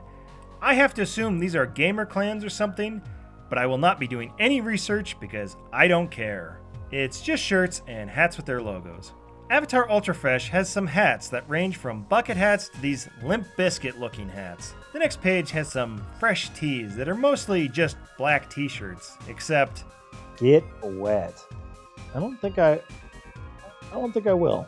what a nerdy thing to put on a shirt. Just like this nerd stuff. Or at least that's what it calls it. The last page is Supra, which is an actual brand I've heard of, and it's basically all Avatar shoes. Ladies, don't tell anyone, but there is a secret option just for you. There is an entire Avatar for her collection that doesn't even show up on the list for users who have a male avatar. These are sorted into 3 pages. The first, Electra Style, has these pixie girl haircuts to look at. There are also hairstyles with cat ears. The clothes include some leopard print items, some hot pants, some leggings, and like 2 dresses. Most all of this page is nails in varying lengths and colors. The sweets page is focused on pastel items, such as this array of pink tops, bottoms, hairstyles, and dress. Again, the nails make up most of the page. The last girls only page is items with darker red and black for the alt scene girl of the time. The same items are here, but in darker hues, except this time distressed jeans. So there you go, ladies, a secret treat from Microsoft. Marvel Avengers reminds you that this movie was over 10 years ago by having the 2012 sit right there in the background. And what better way to remember Marvel than with these shirts each themed like one of their famous heroes. You can also use their weapons like Black Widow's bracelets or Captain America's shield, which honestly isn't that bad of an animation. Hawkeye's bow is also alright too. Kinda funny though that for the Hulk you just get the Hasbro Hulk hands.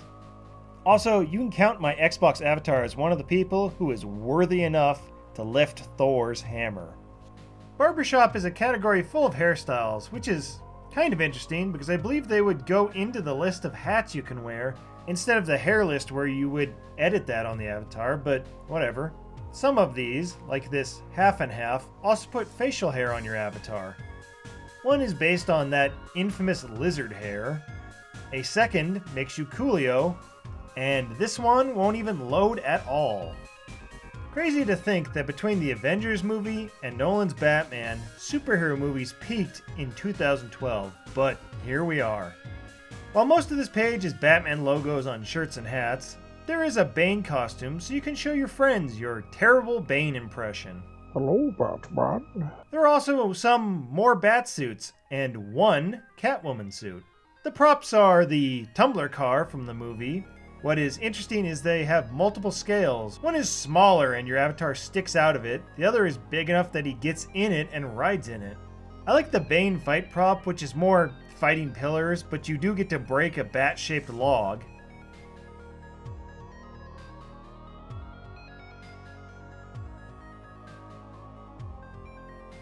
The other really cool prop is the Bat motorcycle from the movie. Are you a biker who also has an Xbox 360? Then you're going to love Biker Collection, filled with all the leathers and jackets that bikers seem to like.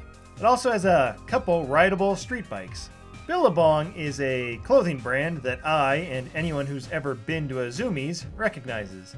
Come see the shirts, hats, and shorts that were popular with skaters and surfers from over 10 years ago.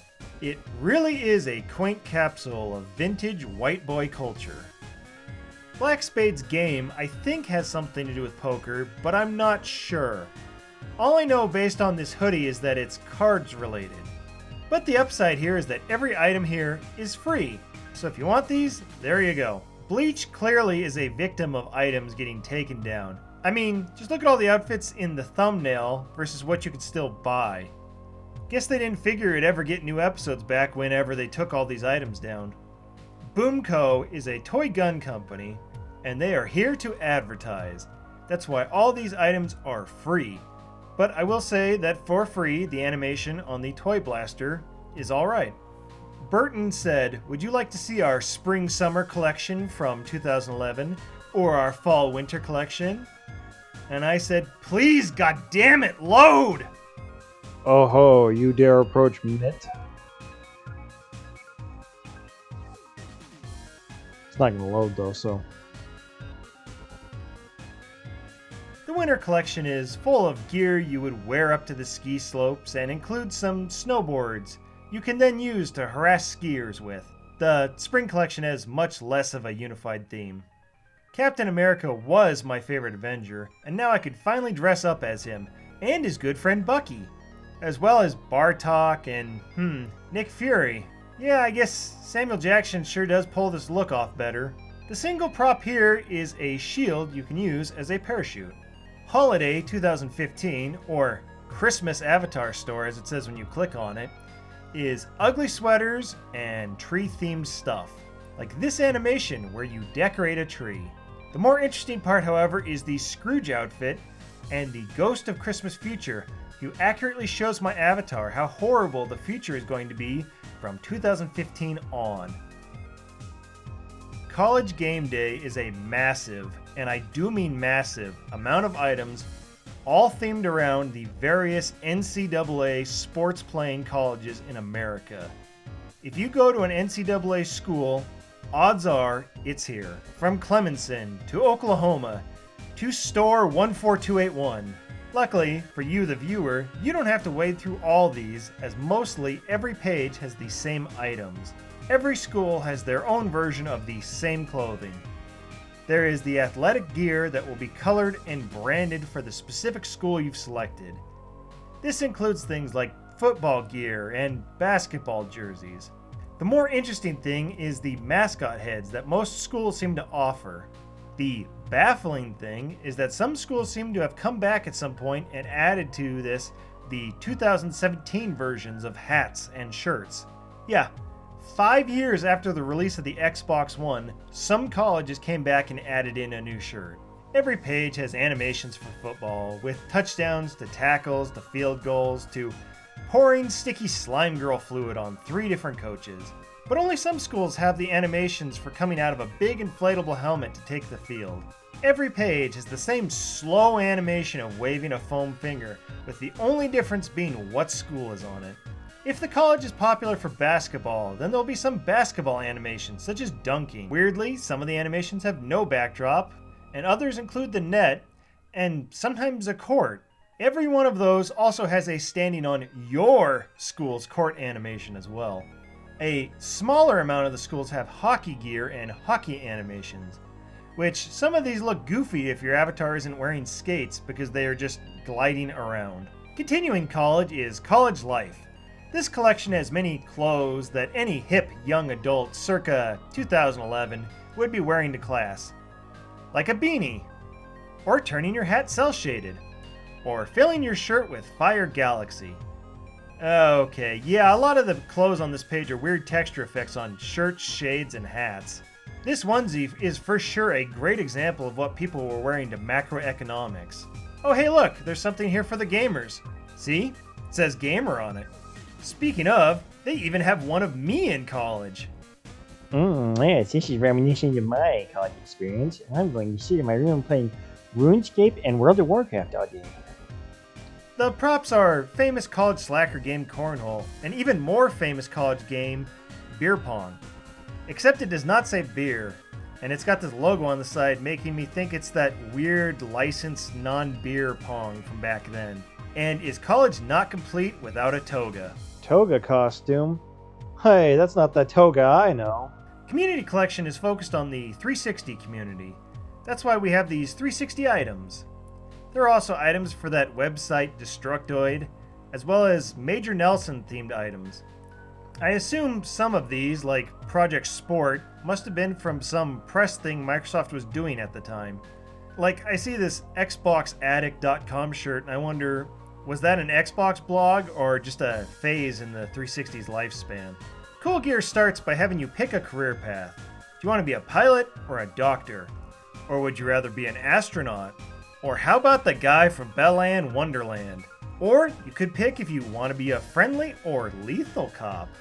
The other 2 pages have some shoes and sunglasses, of which only the shades are semi-interesting. Look, Matt, it's Deadpool.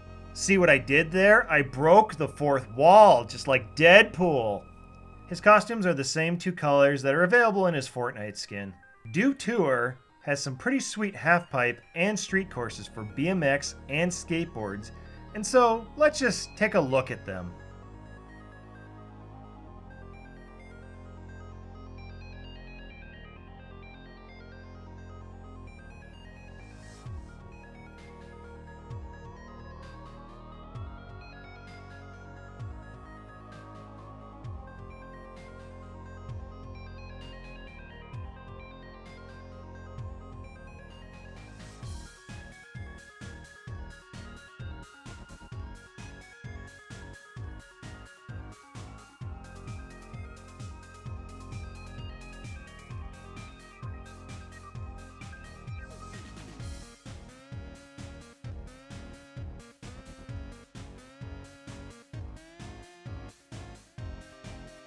There's also a snowboarding one, but it keeps doing this framing effect like it's part of a video or trying to replicate taking a photo or something. I don't know, I think it just breaks up the flow of the prop. Digimon was a little disappointing, it's mostly just heads of different Digimon. But there is an outfit for Tai. There's also this pretty neat Agumon pet. And now, for the media overlord that consumes all, Disney. They tried to incorporate Avatar items from all eras of Disney, from older to the then modern 2012 stuff. So you could find hoodies with all of the 7 dwarves on them, or a broom from Fantasia. I like this page that includes things like Aladdin and Abu, or Hercules and this baby Pegasus, or the guy from Tangled and the frying pan from Tangled. Or imagine you could be Prince Eric. There's also this Mulan prop. Let's get down to business to get a copyright claim. Disney's grady lawyers sure are lame. The 3rd page is generic Christmas stuff that vaguely have Disney branding on them, such as on the house or a book. The ice fishing cabin, however, is less subtle with its background Mickey. Do you remember Frankenweenie? No, you're thinking of Paranorman, which also used to have Avatar items in the past, but now it's gone and all I have to prove it is this Paranorman dog prop I downloaded years ago. Well, Frankenweenie had the same idea and gives you an undead dog as a prop. An even more forgotten film of the time is John Carter. Well, okay, I reminded you of it in the opening, but that was like 40 minutes ago. Who can remember that far back? Well, I'm sure you could confuse your enemies by buying these costumes of whatever the hell this thing is. Nightmare Before Christmas was a much more memorable film, and the 360 was out right around peak nostalgia and merch sales for the movie. So you can wear some of your favorite Hot Topic items digitally. Girls can dress as Sally, well, like 75% of her. The rest stays Avatar. Your avatar can put themselves in mortal peril by screwing around with these potions.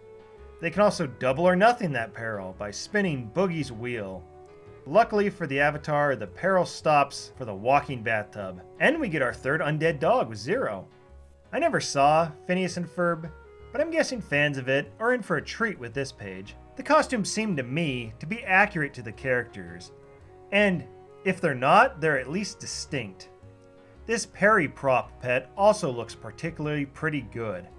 And Perry's lair seems to have this guy react like you aren't even supposed to be there. I get the impression that they had someone from the show draw this for the prop.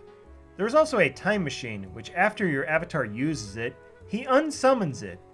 My avatar is now canonically in the past. Hopefully he uses it to stop 9/11 or see Blade, whichever comes up first.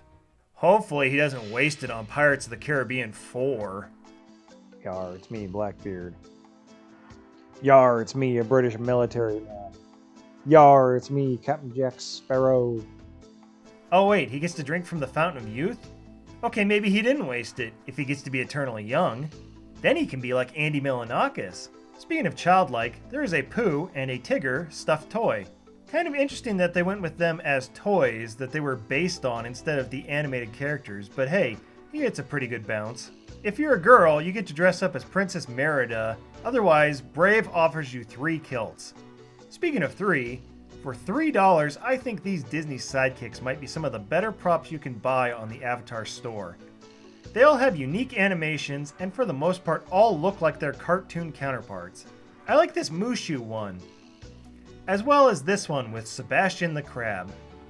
My favorite is probably this one with Lumiere, but I know a friend of mine that should get the Stitch one before it's gone.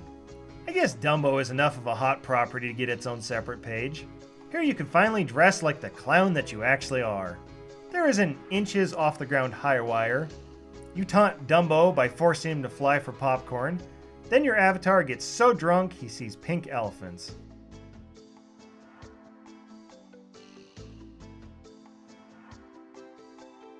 I'm gonna Ralph it, is what you might say after all that drinking, but also what you might say with these Wreck-It Ralph items. The Fix-It Felix outfit is pretty good in my opinion, as well as the Vanellope one. The Ralph one, well, I don't know. Without his large proportions, it just kind of looks like I'm homeless. Probably because I use these big Ralph hands to wreck it.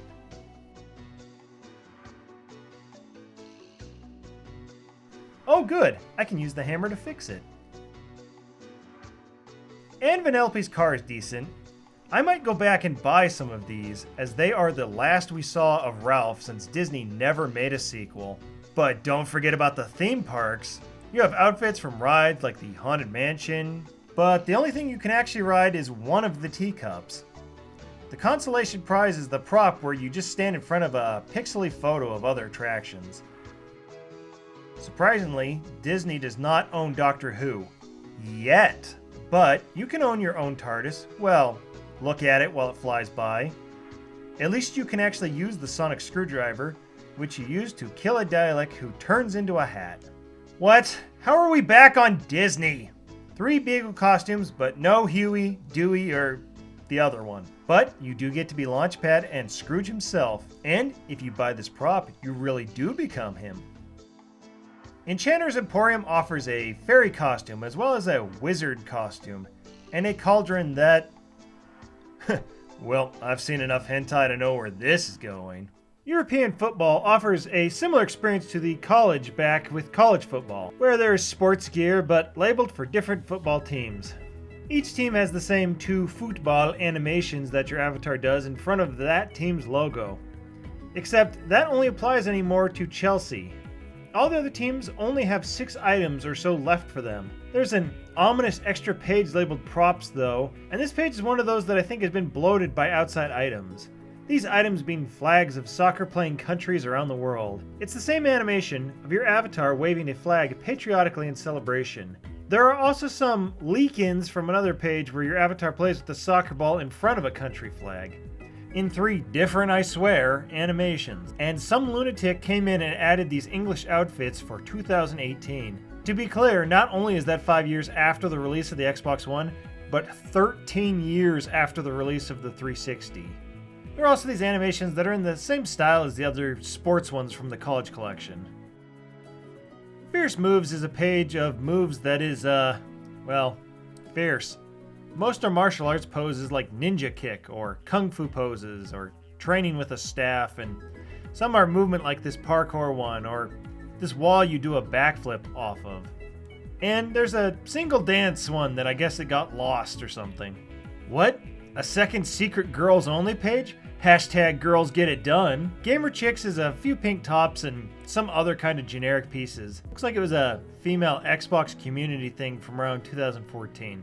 I can't bring myself to do lead speak for this bit, but they did put that shit on some shirts for Geek Collection. Everyone's favorite internet lingo, from around the time G4 was trying to convince everyone that being a nerd was cool. And I mean, this stuff is dated. Holy shit, when's the last time you heard someone do the "oh really" meme?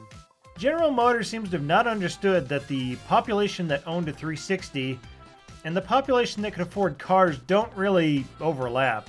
And I'm baffled why these 2016 items are here. Ah yes, let's advertise to the people who are still using an old console. Surely they've got Camaro money. Or I guess if you're a car enthusiast, you really like GM's line of cars, I guess. Everyone's favorite Marvel movie opens by making you look at this Drax with pink eye costume. They then offer you everyone's favorite character from the movie, Ronan. This Star-Lord is pretty good though. Even better is this Rocket Raccoon pet that we'll just ignore as T-posing in the thumbnail. Gunner is a glasses brand and they sell glasses. One of them is MLG glasses, which is kind of funny. the Hellraiser box, yeah, that's what I want my avatar to have. He definitely should have access to the Hellraiser box.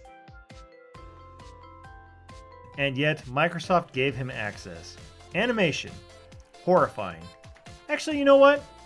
I bet it would have been hilarious if you had the Cenobite outfit or even the Pinhead outfit and joined into some little kid's game of Uno. Someone contact Nintendo, see if we can get a Cenobite outfit for Mii's in the next Smash. Oh, hey look, there's already an amiibo. If after that you need a hero, well, you've got Hercules, which, Jesus, is he ripped. Most of this is just logo gear, but hey, animated horses for a chariot. This Club and Shield animation is also pretty good. But an even groovier hero is Ash Williams. Horror Store has a couple of movie-based items, namely t-shirts and movie posters on them, but you do have your odd costume and prop, like the Necronomicon.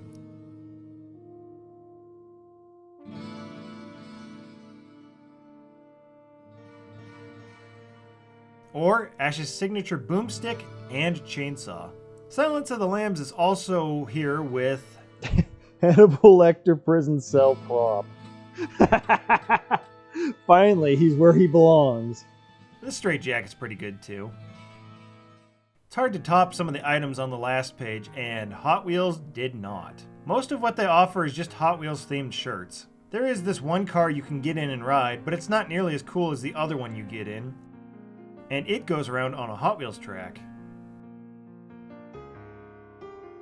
Tony Stark may have destroyed all of his Iron Man suits in Iron Man 3, but that won't stop Disney from selling them to you for $3.99 each.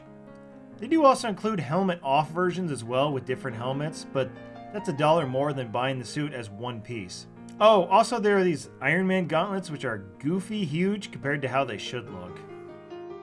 Kellogg's is a category filled with their mascots. Toucan Sam, Tony the Tiger, the Rice Krispies guys, and even a Pop-Tart.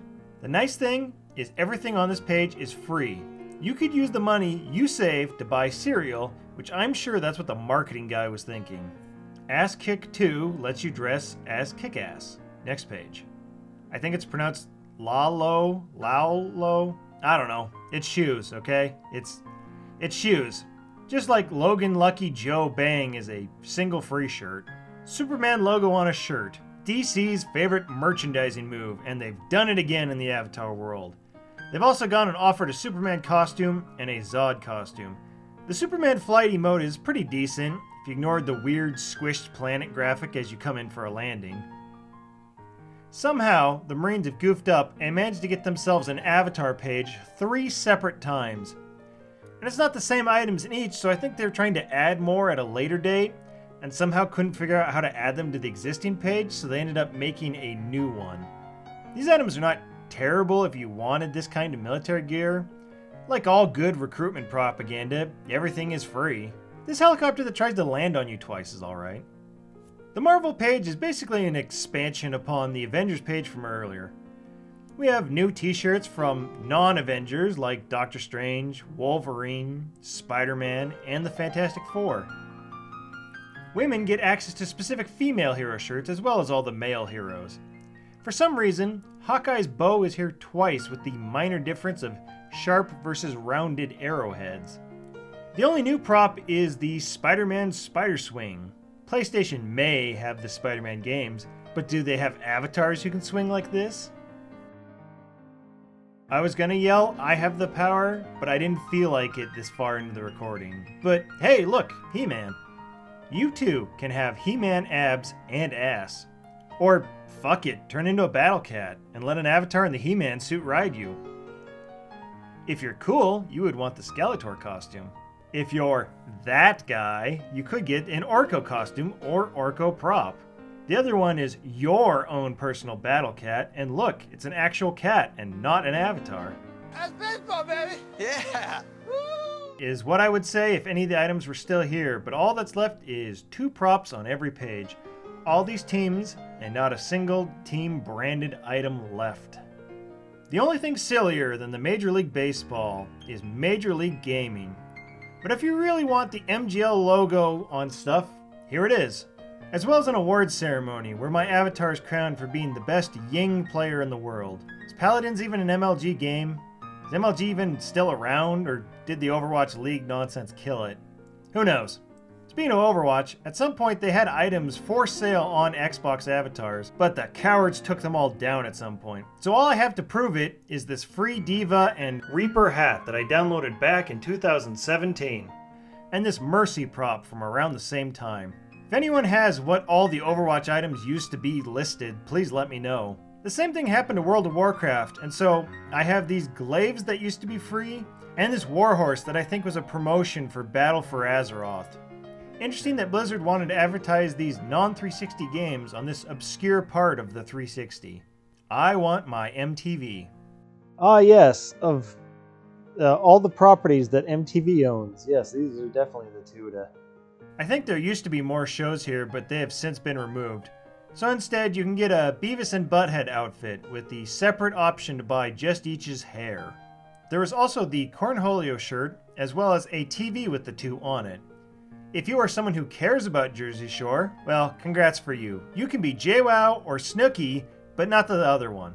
You can also ponder the human condition as the situation. Do you think the employee at whatever company that worked wherever, do you think he felt pride and joy when he made these virtual abs for the avatars? They're not just painted on, mind you. If I go like this to the side, you can see that it's got texture. So someone textured abs for this avatar. Do you think he took pride in his job? Also, for some baffling reason, the MTV Astronaut is in the Jersey Shore page as well as the MTV Award. Moving on from brainless puppets, we go to Muppets. Dress as Beaker, Gonzo, Fozzie, or the Swedish Chef, who, without the mustache, just kind of looks like a regular chef. There are some bird-related props with a chicken and the penguins, but the one to mention is Kermit singing the Rainbow Connection. Speaking of music, there is also a page for the Electric Mayhem Band with an outfit and instrument for each member. NASCAR went with the simple option of helmet, race suit, and car of some of their more popular racers from around 2012 or so. Except Earnhardt Jr., he gets to be here twice. The animation on the car is basically the same, so it's just a pick your favorite driver kind of deal. NBA is a lot like college football. There's even a lot of the same sports gear recolored for NBA teams. However, new is that every team has their own logo hat, in both normal and gold versions. Many of these teams also have old classic versions of their jerseys, so you can relive various eras of basketball, which some teams decided to include the modern era as they added in the 2016 version of their gear. And someone added an all-star hat as late as 2018. Each team also has their own ball that can be spun. Every team has access to the same dunking animation from the college sports, as well as several of the trophy animations. Which, congratulations to the Cleveland Cavaliers for their 2016 championship win, which got them a unique animation that the other teams don't have. Since we're on sports, let's talk about the NFL. Many of the exact same sports gear is here again, but wouldn't you know at this time with the NFL-themed color and logos. Well, teams as they were in like 2013, so this is the one reality where the Rams are still in St. Louis. And some of the teams came around and added the 2015 version of their jerseys, while some didn't bother. And some were even so ambitious they updated for the 2017 version of the jersey. The Patriots even went so far as to add in their old retro versions of their jersey and their helmet. We have themed props again. Each team gets a tailgating party and dumping blue drink on their ambiguously identifiable coach. Only some of the teams have an inflatable helmet to come out of, and I'm not sure why some don't. All the football playing animations from the college page are here again, but this time there are 4 Super Bowl trophy animations. 2 of which are specifically for Super Bowl 50, and the others are for all the other ones. Also, congratulations to the 2016 Patriots who won Super Bowl 51, giving them an extra hat, shirt, and animation. Also, congratulations to the 2017 Philadelphia Eagles who won Super Bowl 52, giving them an extra hat, shirt, and animation. You know what? 3 for 3. Let's talk NHL. This is the last sports collection like this, I promise. Every team has the same generic sports gear that we've seen for every sport so far. But new this time is home and away hockey jerseys for each team. Most being from the original upload date, but some teams like the Columbus Blue Jackets went and added in their 2018 outfits. There is also hockey masks, helmets, gloves, and skates which don't change your avatar's height any. You just lose some foot. There are also these helmets which come with beards. Every team has these hockey playing animations, which look kind of goofy since you're not wearing skates. There are also 2 generic Stanley Cup animations and a 3rd specific one that is themed for whatever team you are picking. There's also this face-off animation that is themed for each team. Well, okay, the first bit with the logo is themed on the ice, but still. And congratulations to the 2016 Pittsburgh Penguins, whose Stanley Cup win gets them 1 extra Stanley Cup animation. And the same goes for the Washington Capitals, who got the same thing in 2018. It's Nerf or nothing. The nothing being Nerf branded shirts and some prop guns, which, considering every avatar weapon prop basically shoots Nerf darts, kind of funny that they even bothered with these officially licensed Nerf guns. Become the Avatar and bald with this Aang costume. Lamely though, they didn't have the guts to deform your avatar's head for this Arnold costume. And speaking of guts, looks like my avatar was on it. Then he went on Double Dare and got slimed. The props include the monster from the cartoon I wasn't allowed to watch, Stimpy from the other cartoon I wasn't allowed to watch, and Rocco from Rocco's Modern Life, who my first instinct upon seeing is to chase and I assume kill lest I be killed. Oh, wait, shit. Nissan is full of advertising for their 2015 Nissan Altima, or whatever their car is called. I wish there was more One Piece items. We only get some Law-themed clothes, including his outfit, a Zoro outfit, and Luffy's hat. Would it really have killed them just to offer us just one more piece? Paul Frank is a fashion brand that seems to have this monkey as their mascot, so the clothing items are all monkey related up to a full suit. There's also a snowboard and skateboard animations that are fairly decent. Penny Arcade is a webcomic that will surprise some of you to learn is still around. Many of the clothing pieces and props relate to the Cardboard Tube Samurai comics, but there is also a Gabe and Tycho outfit. I, for one, was disappointed to see that there was no Fruit Fucker prop.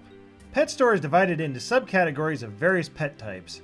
We start with Category 2, Puppies, Category 1 having been obliterated years ago. We can assume that the pets on that page were also obliterated. But hey, here we have dog props. Most of them are large dog breeds. There are about 3 animation, dog eat meat, dog chase ball, or dog walks. But then there are also these little small cutesy dogs which seem more like puppies, which is the page's name. In fact, the puppies versus full-size dogs look so different in art style. I have to assume the small ones were originally the items on this page, and these new dogs are the items that have wormed their way in. This is also reinforced by the fact that the smaller ones have a larger breed variety, whereas the big ones are mostly Huskies, German Shepherds, and Pit Bulls. The next page is reptiles, and a big-ass frog. These have some of that shared cutesy style that is similar to the puppies, so that reinforces my thought about what was originally in these pages. Like, the next page opens with dinosaurs, and, well, let's just say one of these dinosaurs doesn't quite look like the others. Most of these animations is just the dinosaur stomping around, looking like a cool dinosaur. Except this one shows off how lame a T-Rex can be. The T-Rex can't tuck in his bed. How embarrassing. The next step from dinosaurs is dragons. So these fantasy pets offer dragons and griffins and other whimsical creatures in pet form, like a small kraken that is cute now but a real problem once you flush it. I like this gargoyle animation if only because it has some kind of unique personality to it.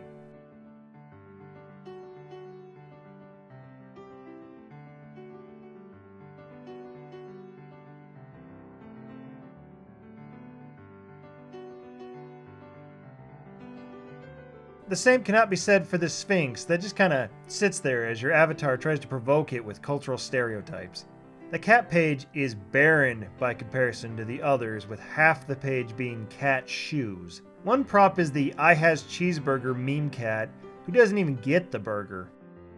The other one is an actual cat chasing a laser that you're shooting, the last one being an inverse of a cat that chases you while shooting lasers. The last page is just a mix of animals with some dogs and cats and fishes and birds.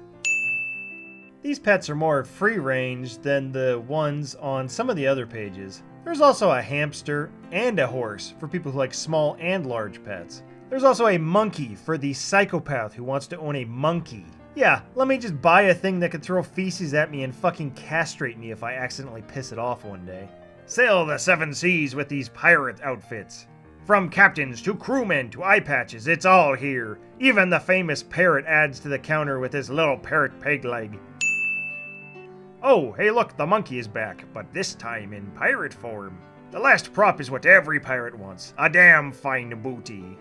Power Rangers is pretty simple in that it offers the helmet and outfit of each color of Ranger. And again, but for the Samurai Ranger version of the Rangers. The prop includes this blade blaster that has many Ranger poses and acting included in it. The other prop is this Megazord forming, only he's a little smaller than I remembered. Puma is 11 pages of Puma-themed hats, shirts, jackets, and shoes, which, yeah, okay, they're a shoe company. Next brand. Rango has a Rango shirt and Rattlesnake Jake. I swear in the past there were more items in here, like a Rango or Beans costume, but I don't see them now and I can't prove they ever existed. Robots is not the movie you're thinking of, but instead just general robot outfits for your avatar. There's a pretty cool cyborg outfit, and this not Portal but copyrighted different robot suit. Most of the props are little bots like this hover bot, but there's also a robot dance in here because someone was feeling cheeky that day. Roxy and Quicksilver is filled with the late 2000s skater, surfer, kind of like Billabong, but different. These are sorted into summer and fall collections for the couple years that they cared to add these. All these items are kind of named like they are real items, and this one sweatshirt in particular I think I might have even owned. Kind of funny to go down a nostalgic trip about a style of clothing that made me feel young at the time I was buying it, but now ancient looking at it 10 years later. Speaking of dated, we have Scream 4 with its logo shirts and Scream outfit. The single prop is this huge ass phone. Who is it? Wrong number. Beach Vacation is pretty simple. There's this Hawaiian shirt that I like. The surfing prop is an illusion of surfing, which seems like you could just buy one of the actual surfing props that are elsewhere, but whatever.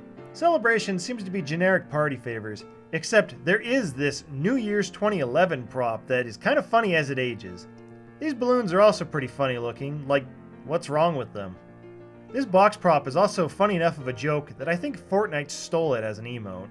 Hey, future me here. I'm dumb and I'm mixing and blending together an Overwatch emote with a Fortnite emote. Spring Collection is a collection of, well, spring-themed items. You know, shit like an Earth Day shirt. Or baby duck-themed items. And look, duck props with little ducklings. There's also Easter rabbit-themed items and an egg hunt prop. But I'm sure you, the Animal Crossing playing viewer, would be most interested in this frog raincoat. The other holiday in spring is St. Patrick's Day. This comes with your assumed greens/leprechaun themed outfits. There is also this life-sized leprechaun prop that thinks you're going to steal his gold. Joke's on him, I'm taking the whole damn thing. Heart Day has a fair amount of pink love-themed shirts, including one with a stolen Simpsons bit. There are also some suits which I think are supposed to be for traditional Heart Day dates. A big part of the holiday is chocolate, and chocolate hearts, so they made sure you could buy them. But, you know, only for you, because there was no gifting Avatar items back in the day. Then of course you have this Cupid prop. One that circles you and one where you are the Cupid, but only for the year 2018. Also, we have traditional Valentine's Day Mardi Gras beads. Yeah, Mardi Gras is mixed in with Valentine's Day, which I think is on purpose. Which I cannot say for Leprechaun Dab, which I think they're trying to inject into St. Patrick's Day page and missed it by one. So close, dipshit, so close.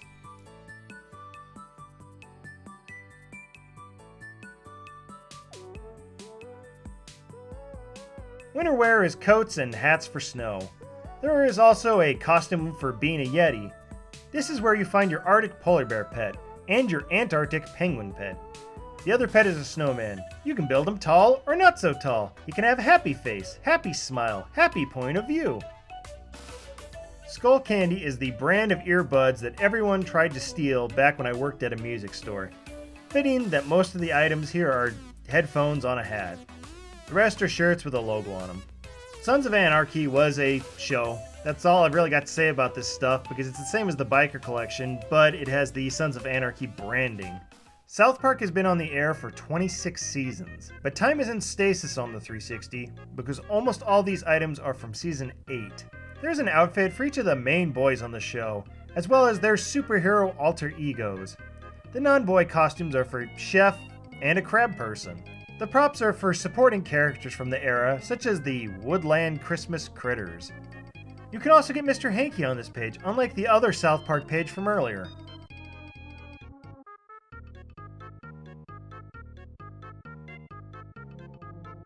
He can't wash his hands. He can't ever get that off. There's also Timmy, of the hit band Timmy and the Lords of the Underworld. And that alien that looks like a taco that shits ice cream.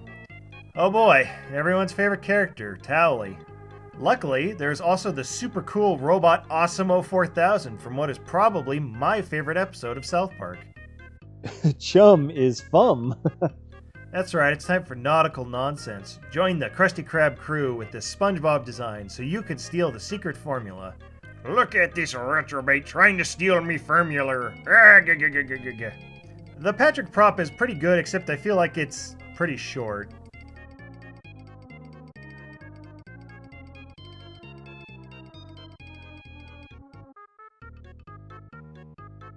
SpongeBob is longer, and he uses his imagination before letting you use your imagination as well. I'm imagining a world where Microsoft was a good company that didn't close their 360 storefront to save themselves 8 cents a month. Star Wars has Empire Strikes Back items separate, which, you know what, that's fine. So you have Han Solo suits and Lando clothes and even a Boba Fett.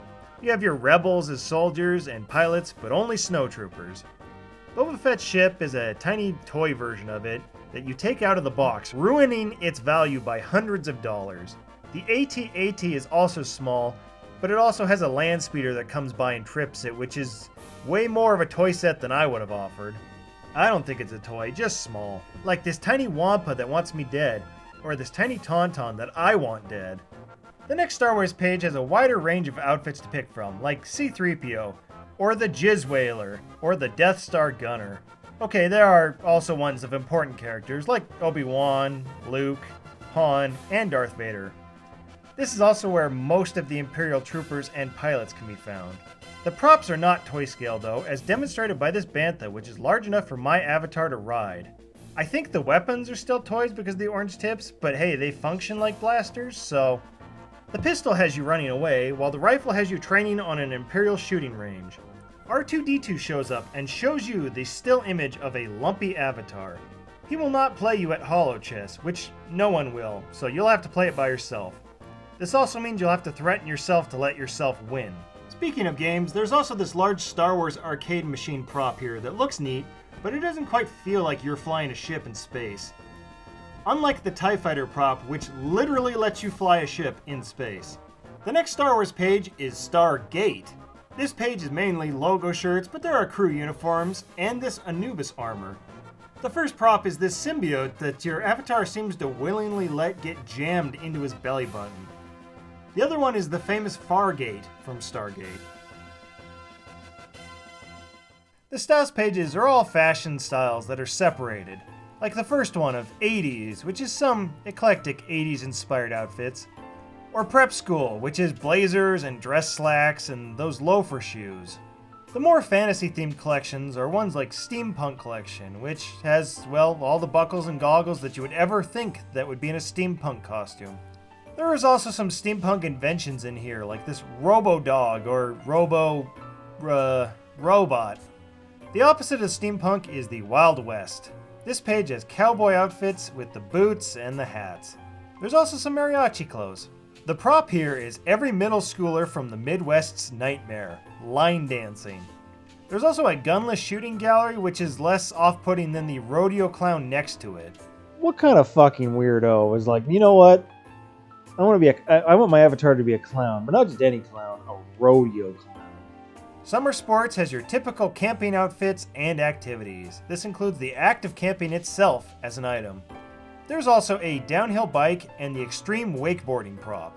On the other end of extreme, there's the calming activity of fishing. So calming that frankly I find fishing boring. Supra is a shoe company, so they offer shoes. Go figure. Surf and Skate is a large collection with subdivisions of all the late 2000s mall culture that I've already covered before, with brands like Billabong and Burton, but there are some new brands that only show up here. The first new one being Creature, a skateboard company. Their style seems to be black and bright green, which honestly works with the Xbox brand pretty well. The skateboard props here are replicas of Creature's actual decks at the time, which I bet that would have been pretty cool. Like if you had that actual board, then you could have a digital copy. And for $1.99, these boards are actually a fairly decent deal if you were a skateboard enthusiast. Deluxe is a similar offer with skate tees and hoodies. They have this Fire Guy logo, which my brain recognizes as a thing I've seen before, even if I didn't know where it was from. There's also some duplicate issues, like this hat is listed twice on this same page, where this board is also listed twice. Again, these boards are replicas of real-life ones, but with the inclusion of disembodied geometry that your avatar can skate over. Element and Independent lose the boards and are filled with the types of clothing that my ass was wearing back around the time I thought I was cool shit for listening to Yellowcard and Sum 41. Rip Curl gives us our first snowboard, so I guess this collection should be Surf, Skate, and Shred? Shred being the snowboard lingo and not the skateboard lingo in this case. Santa Cruz has more of the pop art shirts, hats, and shorts like the other brands, but next to their skateboards they also have something that the others missed. Surfboards. There's the surf part. Man, skate was really pulling its weight. Which, I get it. Skateboarding can be done all around the country, whereas surfing is not so much. Plus, skating gets cool non-standard boards like this Screaming Foot one.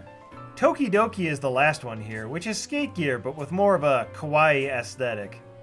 Which, you know, I get that it was a very distinct look in the 2000s that few American things competed with. Rebel Taxi has some great videos talking about this kind of style, but this video about Milk-chan is his most recent.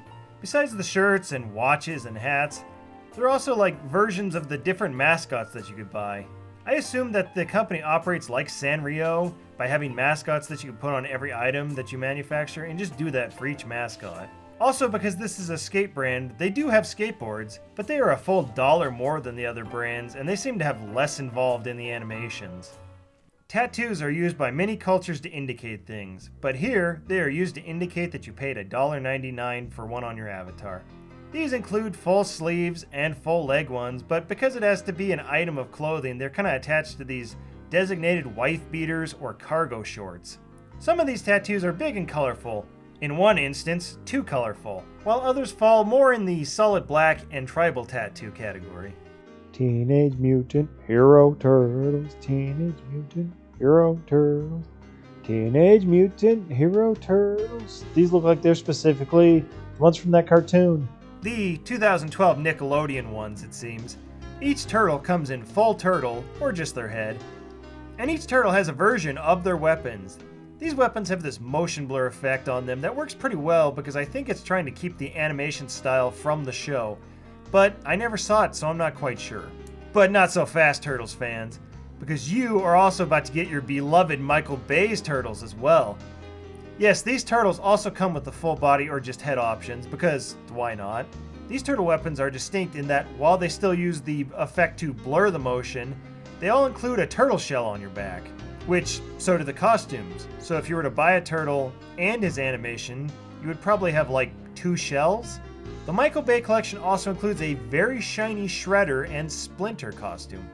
Turtles and Terminators have a connection that they are both in Fortnite.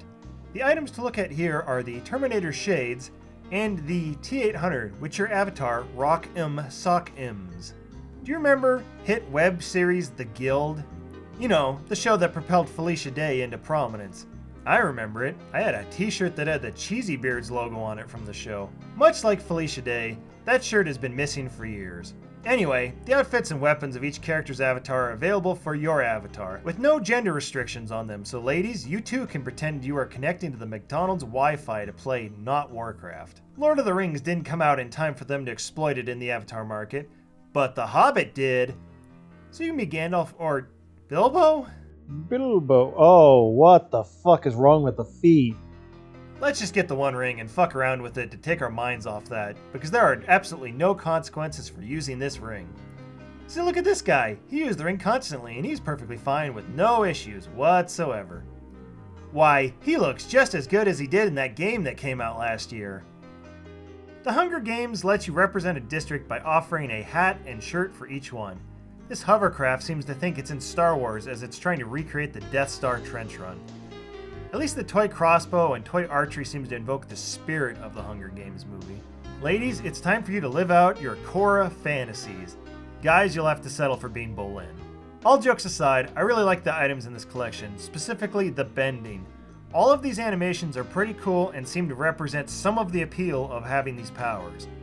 While I think the water animation is kind of weaker than the others, I think we can all agree that the earthbending one is worth it, and maybe we should all buy it after this video is over.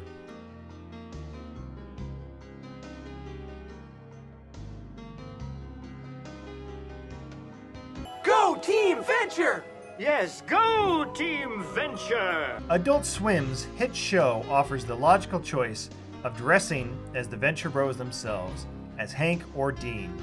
While Dr. Venture is absent, you do have the Mighty Monarch. But there are other case favorites like Phantom Limb, Molotov Cocktease, Henry Killinger, Baron Underbite, and... Oh, there you go. That's a character you definitely want to dress up as. Venture Bros fans will know why I'm being sarcastic. The single prop item is Helper, which I wish it came with his little beeping sounds that he does, but whatever, he's still pretty cool.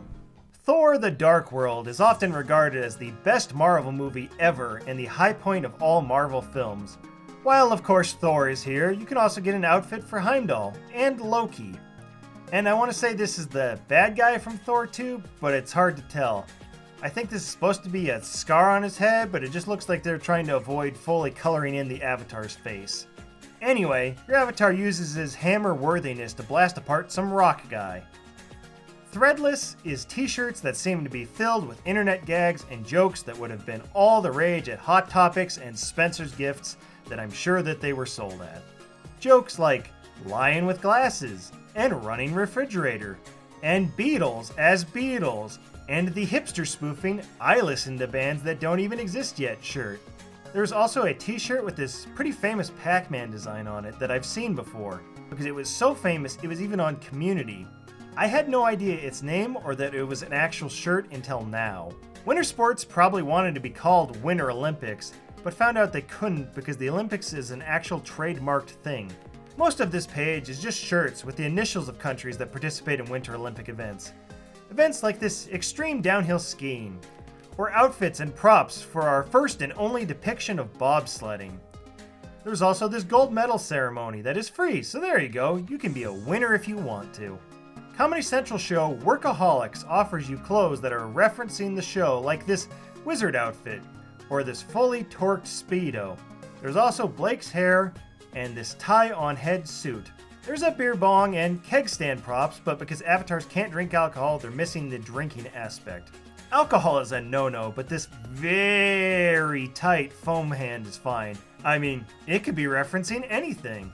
There's an Xbox anniversary page that I think is busted because not only is there no background, the only thing in it are 3 dresses, which the thumbnail has all sorts of other items on it. I think from the celebrations page. I don't know. Mystery. The last page before the bloat begins is zoo animals. This is an extension on pets, with animals that they really don't want you to own as a pet. Such as this elephant, or a gorilla, or this panda. Why would you want to be a real-life Tiger King and have to worry about feeding it and cleaning up poop when you can just pay $1.99 for this one to threaten you? So now it's time to move to the last category of items, the modern bloat added in after the fact. I want to thank you for sticking around this far into the video to make it to this, as these items are really the inspiration behind why I wanted to make this video. I thought, who would remember the twerking avatar cat if I didn't? I really do appreciate you witnessing this nonsense that took me forever to work through. Seriously, it took me 7 hours of footage to get through just these items, which I have edited down for your viewing pleasure. And even if you just have me on in the background while you're doing other stuff, that's good too. Good job on whatever you're working on. Anyway, these collections are what you see first thanks to making sure they all start with triple A's. You would think, oh, these aren't so bad when you look at the first one, Alpha Collection, which is just some clothing with the Alpha logo on them, and some future-y props. In fact, the biggest offender here is this 3D Blades prop, which is just a knockoff Attack on Titan prop, which, as we saw earlier, you can just get the Attack on Titan prop. The okay ones are this Hover Speeder Shootout Chase, which is alright, and this Mech Trex, which leans a bit into the so absurd it thinks it's cool but kinda isn't territory. So far, so reasonable, but I assure you this is a slow burn, because when you select the Epic Collection and see 65 pages of unsorted palette swaps, you'll beg for death. But first, Avatar Apocalypse. Here you find Mad Max and Fallout-like, but legally distinct items. There are these bright mohawks to start, as well as goggles and helms that all scream bandit and marauder. There are also these Wastelander suits that are Mad Max without saying Max on them. The prop is for the legally distinct alliteration of Road Rager. Avatar Boss doesn't mean corporate boss, but rather the meme like a boss. Yeah, all these shirts have youth speak on them, like Lit, or The 100, or FOMO, or hashtag turn. There's also a hipster in red and blue because that was who used this kind of speak in 2015, I guess. My favorite item was this shirt though. God, imagine the shit you'd get on Xbox Live wearing that shirt.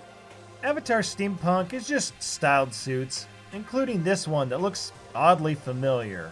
The only prop is a hat, which you can also buy as a hat. But the hat one is not the prop hat, just the prop one, if that makes sense. The Epic Collection is basically where they dumped any of their items they thought were epic, which honestly seems to be like all of them. You can find most of the previous collection's items in here, as well as everything else they scattered around the Avatar store. This starts with 2015 shirts that turn into 2016 car shirts, and then 2017 car shirts with a 2016 dance mixed in. These then turn to Happy New Year 2017 shirts and hats, right next to the disco emote. Skull shirts with flags on them. Oh yeah, they got them. In fact, your angry Facebook uncle probably owns some of these skull shirts with captions like, "I'm a trucker, trucking corn, don't piss me off."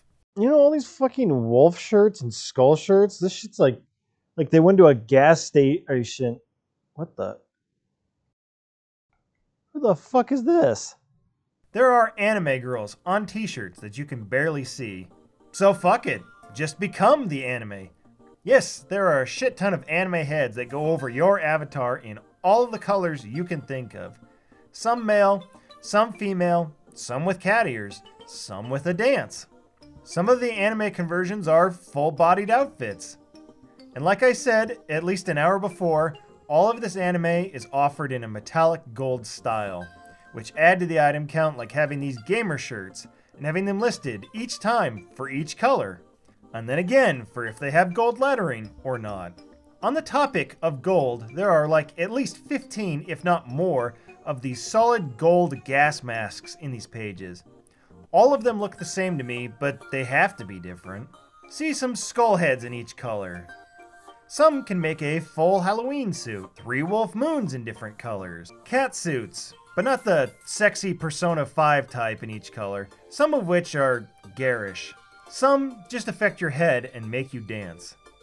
Since cat plus internet equals meme, they have laser cats and other Reddit-esque cat humor on shirts. Whereas dogs on shirts just look like they're supposed to be fierce and after your toddler. Unless the dog is a toddler, then it's a puppy on a shirt. You know all this gold was bound to attract something. That's right, it brought the Irish. Oh my god. I thought for a second there I didn't change pages. I changed pages, it's more Irish hats! Why is so much of this collection Irish hats? There is a staggering amount of Irish and St. Patrick's Day themed clothing in this section. Hats, specifically. There are also these leprechaun suits. Sorry, anime leprechaun suits. Besides St. Patrick's Day, and I guess Halloween by the pumpkin heads and skulls and, pumpkin disco ball, the other holiday represented is Thanksgiving. But the biggest holiday is the never-ending holiday of American patriotism.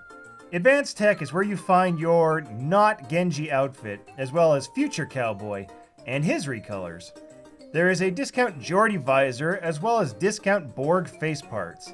There is a Cyber Knight, which also has this cyber sword, but many of these suits are generic and forgettable. I like this cyber blaster prop only because of how deranged it makes my avatar look as he moves. This hoverboard is also alright, but to me it looks like the avatar is standing on top of an airplane. For $2.99, you can get big mech hands. Yeah, fuck that wall. Fuck this floor. I love fisting. Avatar bling is mostly accessories. Things like stud earrings or cuffs. All of these come in multiple shades of metal from gold to silver. The other type of bling that takes up a fair amount of this collection are these chains, which come in multiple types of metals on multiple colors of shirts. And some have medallions on them. My Hero Avatar Damia, or Avatar Heroes as it's called in its home country, is 19 pages of hero-themed outfits and props. Are they going to be knockoffs? I don't know. Why don't we ask not Punisher, not Deadpool, and not Deathstroke masks that we open with? Honestly, you could argue that cowls and domino masks are generic enough that they don't apply to any one hero, but they just feel similar enough to real actual characters. I mean, you see a visor and you think of Cyclops. But you know what does stand out? This weird buff cel-shaded suit. That's... huh. I don't think I've seen anything like that for avatars. I don't think I've seen a single other cel-shaded thing like that. Huh. The props follow the same schema of feeling like cheapo versions of real things. Like, compare Dark Lord Cape, which, okay, is like you're a Sith from Star Wars, but for $2 cheaper than a Star Wars lightsaber. And with your choice of cape color, including gay pride. Or, you know, a monk who uses monk force with his monk saber. Again, $2 cheaper than a lightsaber, with different robe options, but this time including military pride. The knockoffs continue with non-optic blasts and these toy claws that happen to make you indestructible and pissed. But, you know, you only have 2 per hand, so totally different. As different as a wrist-mounted grapple hook swinging that is fully unique and never done by any arachnid-based hero. Immortal Fable Crusader is also similar, but could literally be any MOBA, which, okay, that makes sense. Hero Collection doesn't just have to be superheroes. We can have a prop for this heavy sword that cleaves a tree in twain, or the sword Excalibur, which cuts these pillars. Just ignore that you can see the cut lines before the pillar was cut. Mechanically, turn yourself into a Left 4 Dead charger with this bionic arm that has a rapid jerk function. I think the Dark Energy emote is supposed to be similar to either the game Prototype or Infamous, but it's a neat enough effect offered in multiple edgy color palettes. Also edgy is this Demon Sword, which has your avatar possessed by his own weapon. As heroic as being possessed is smashing up a city, which, you know what? This is Microsoft's campus offices, so it's probably okay. In fact, look, my avatar gained wings and is an angel now for ridding the world of the evil that is corporate Microsoft.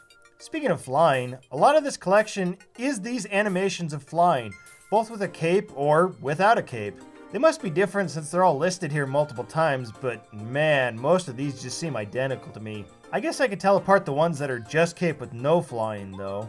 But I can't tell apart, I mean, this is just the gravity gun from Half-Life, right? And I mean, this is just Star Trek. It even starts with being beamed aboard and red alert.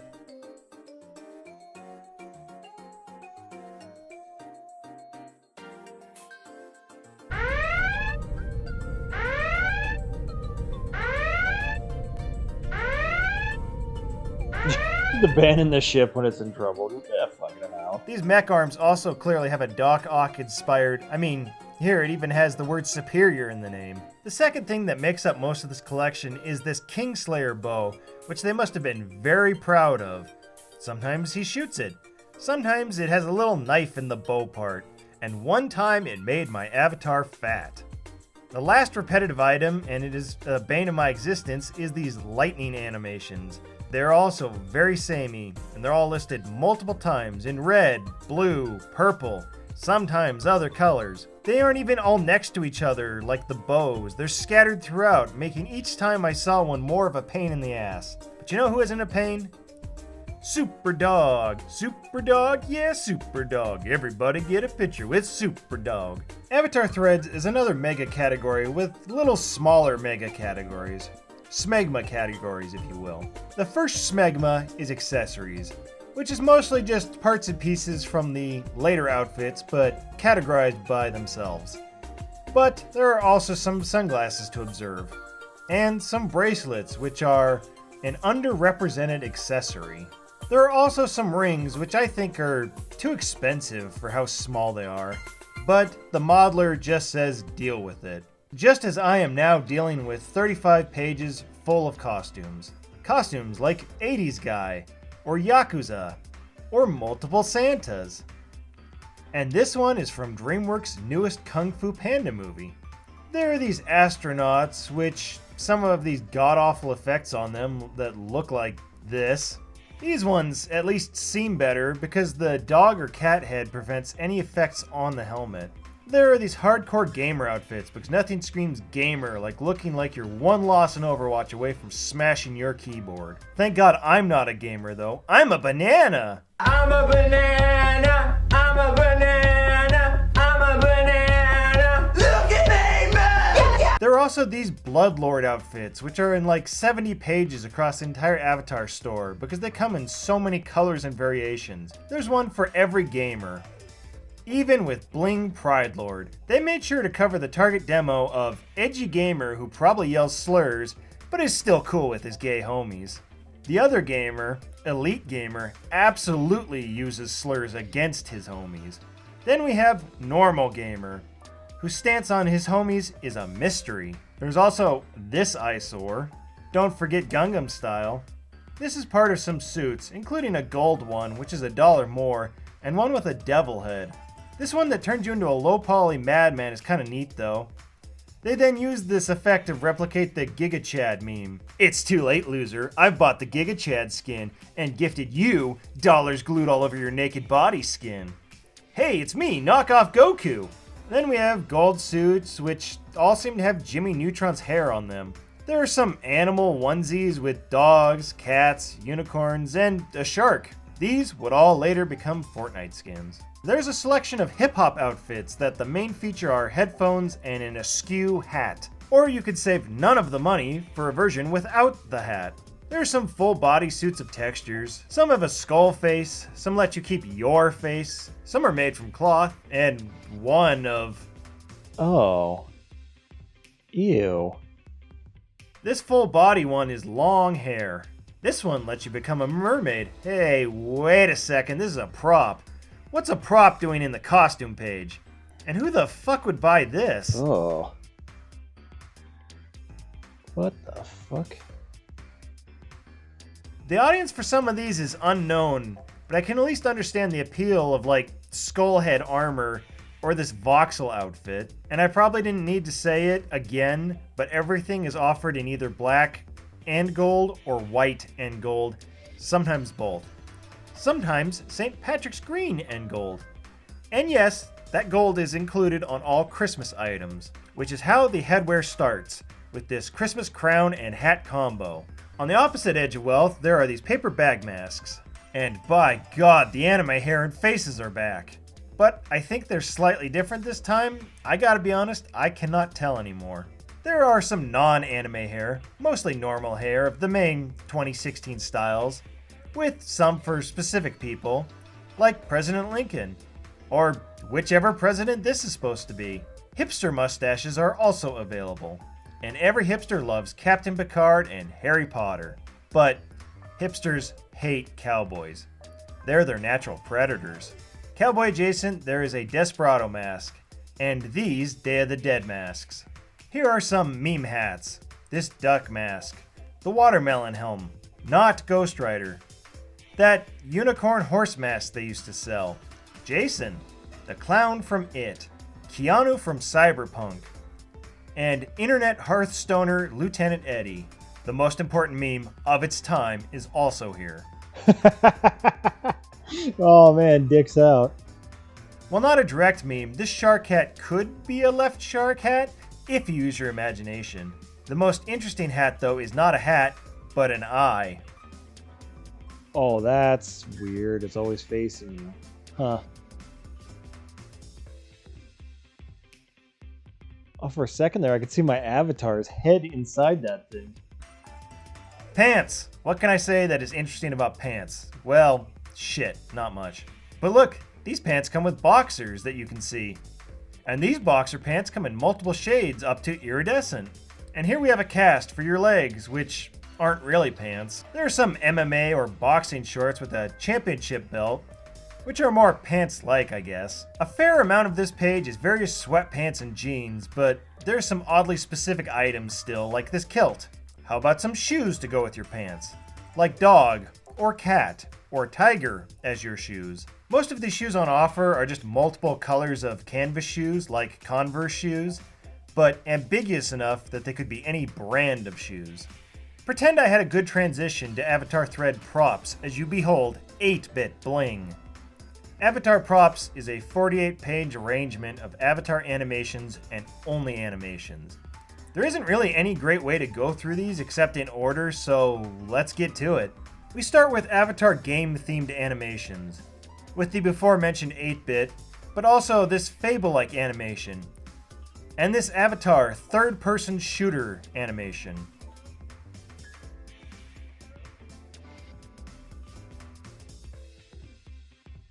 Right after that, the next animations are Balling Bling animations, where your avatar is showing off their ridiculous wealth in what looks like a hip-hop music video. Some of the props in this group do this, adding black boxes to try and simulate the widescreen display. But they're just physical objects so you can rotate and see behind them. Also, I noticed many of these animations have a rubber duck in them, which I'm assuming is the animator's calling card. And yes, you guessed it, there is also a version for Christmas.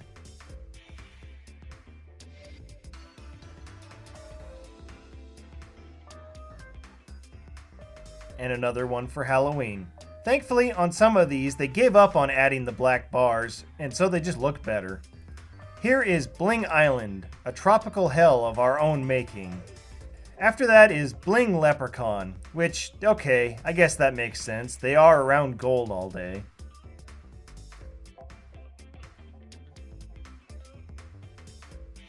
Next we have the newest and last item put into the Avatar store, a Christmas tree for the year 2018. To go with it is the snowman from the same year.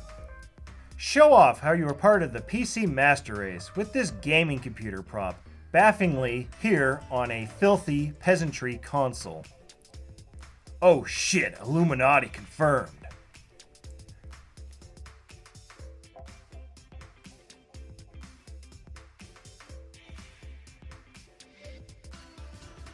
Show off your patriotism by shooting your football gun at anyone encroaching on your freedoms. They then promote you to God King Emperor of all the freedom colonies and territories. The next prop is really something I should do more often. Drawing. Can't get better at art if you never do it, but it's just so easy to play games instead. Games like AR Go, clearly whatever 2016 hit phone game they're trying to resemble here is a lost mystery to all time. Just like Game of Thrones was big in 2016. So like, it's the Iron Throne, but with guns. I know it's supposed to be gold, but the yellow one with the orange tips just make it look like he's sitting on a Nerf throne. This base jump animation is alright. They seem to try and capture different angles with it at least. Oh, hey look, they have an animation for Reddit moderators.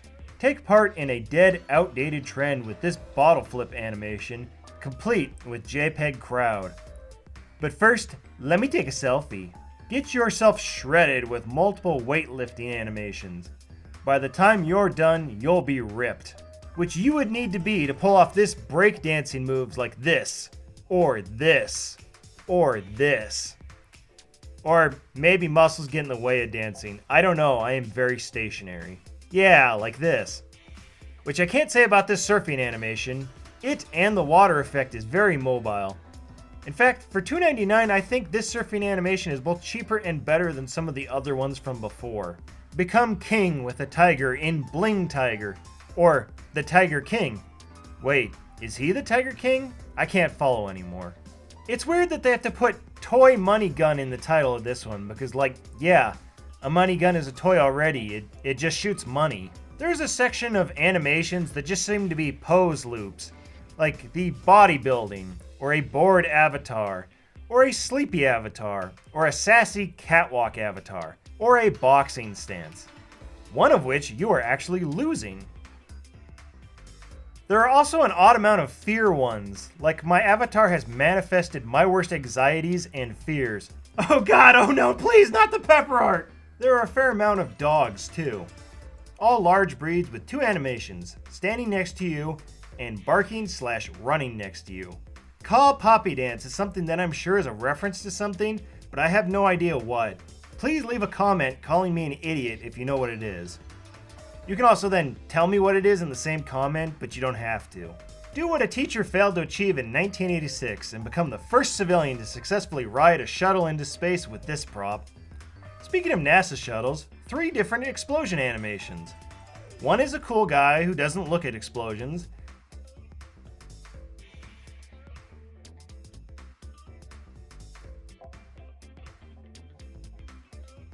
The next is caused by your power shots.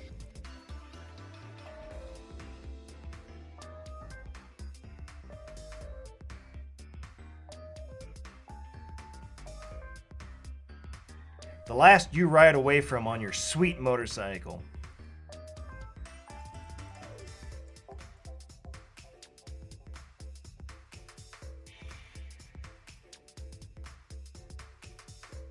CrossFit. I think this is CrossFit. I gotta admit, I don't know what CrossFit is, but I know one of the workouts has a tire in it. 虹だ。虹が出たぞ。悪魔の虹。ヘビーウェザーだ。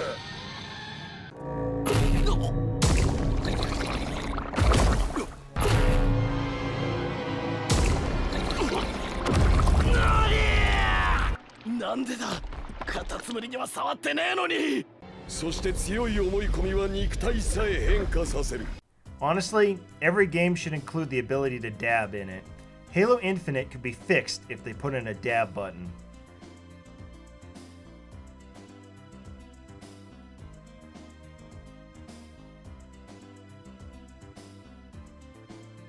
There are 2 versions here, where the second replaces the air horns with Santa.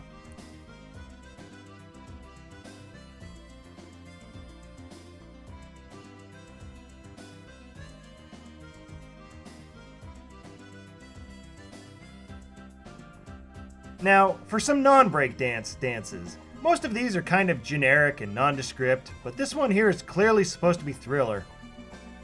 And, oh look, this one's from Fortnite. This one too! Slapstick comedy movie Dodgeball is represented with this dodgeball prop. Don't believe it's movie specific? Well, look what they're throwing here. Speaking of prop comedy, the donut chase is a classic in comedic bits. And so is the angel and devil on the shoulder with Donut Temptation.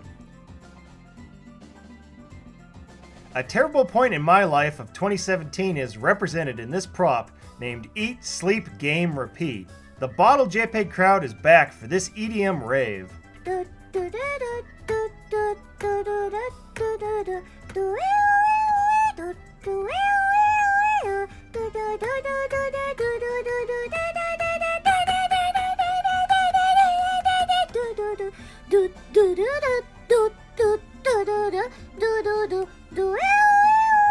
Musically, there is also this drum kit which is played competently, and this guitar which is played smashingly. This one's being played electrifyingly. No, wait, a grounding wire's out, he's being electrocuted. It's punishment for playing Wonderwall. Holy shit, remember fidget spinners? Fire breathing is a pretty standard showman act. Fire rescuing is a pretty standard heroic act that you get after you fail to do fire breathing correctly. Do you know that gif of that guy thrust dancing so hard he breaks to the floor and is thrusting against that grandma? No? Well, they made a prop for it. Just like they made one for that Pen Apple Pineapple song that you've probably forgotten about. Oh look, another throne, but this one is for us real gamers. Reserved for only the most hardcore guys who know that the cake is false. There's also this gaming couch, but the better gamer prop is this one where you're on the floor since it has an artistic style to it. Oh look, an Egyptian throne, a skull throne, and then a gold gun throne. I'm getting Duke Nukem vibes here. This metal throne is giving me Brutal Legend vibes. Okay, hang on. How the fuck does a toy grenade launcher work? What is the toy part when an explosion is an explosion? No, it's okay, Tony is playing pretend dismembered. Just like with the big hamster wheels, I get to play pretend hamster. Christmas gets a lot more props, but these are the only Hanukkah ones. With this menorah and gay menorah. Oh, see? There's another Christmas one. And Santa mech suit. And, What a fascinating item. You know, really recreate for your Xbox the soldier overseas who has to read letter for Christmas instead of being with his family. And this theming continues with the soldier comes home to his dog he hasn't seen in 4 years animation. I am intrigued but scared of the individual who came up with the avatar items that touch on the isolation and misery of going over to Iraq and then sell those items. This jetpack flies like an Iron Man suit, but it's hard to tell. It is easy to tell that in this jelly brain animation you're supposed to be a zombie, but I guess they couldn't sell your avatar eating real fake brains, so I guess they're jelly now. Just like these are green mystery drinks that I'm sharing with this leprechaun.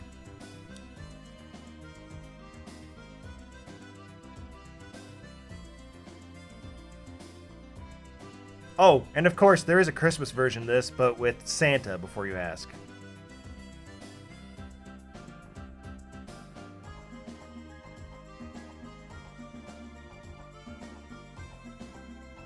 What the hell is Mannequin Challenge?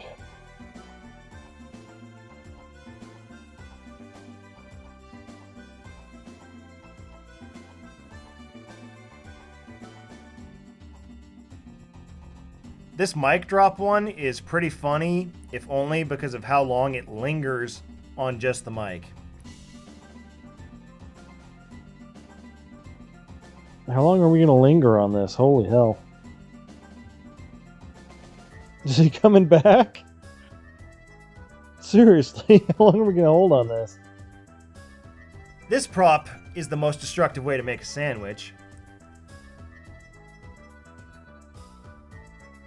There are several parkour animations for the French parkour enthusiast, but that requires coordination, and I'm more likely to do something like this. Or the other instance of it. Zenyatta might not be here, but you could still embrace tranquility. Or you know what? Screw tranquility. Embrace being pissed.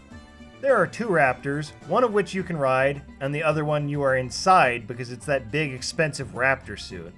Remembrance Day has 3 animations, while Veterans Day only has 1. Your avatar stars in everyone's first Flash game in this platforming emote.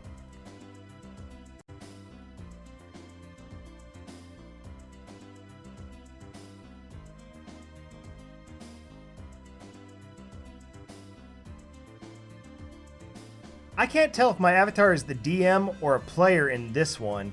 He's standing behind the DM screen, but he's acting like he's a player rolling against the dragon. Either way, it's a nice setup. Blinging Christmas is on the menu with these gilded presents and low-riding sleighs. Just a weird combo, pimping style and Christmas. In an ever-escalating war on Christmas, they've deployed the Christmas Blaster. I know these props have been using abstractions to represent other people in animations, but honestly, these are the most horrifying so far. Let me just take a quick photo with the sleep paralysis demon. Secret Agent Universe in that. Fuck off. Soda Pop Pong has 3 animations that are mostly just different bouncing. Oh boy, another meme. Hey, this one is Elon Musk's wet dream. And this one lets you probe Uranus.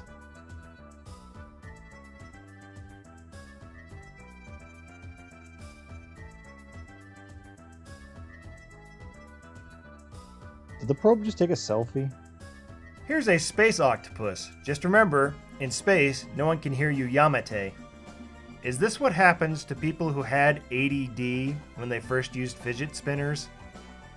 Man, no wonder these were selling out. Wow, an entire wrestling match against Steve Austin. It's funny how they have to put toy in there to indicate it's fake. You could just put wrestling and it indicates it's fake. Another juggling animation. Oh shit, is he juggling those limited edition Resident Evil 4 controllers? Finally, someone weaponized the power of Skittles with this rainbow blaster. Oh look, it's my reaction to seeing all this gold shit.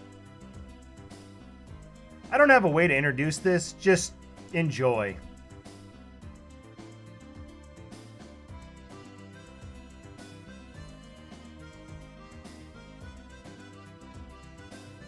There are a couple of unicorn animations, one where you ride the unicorn, and one where you become the unicorn. TV show Wipeout makes an appearance as world's largest obstacle course. We end the category with some zero-G animations and zombie things. These range from just zombie poses and shambling, to rising from your grave, to a zombie shark. And then we end with this pretty cool zombie arsenal survival animation.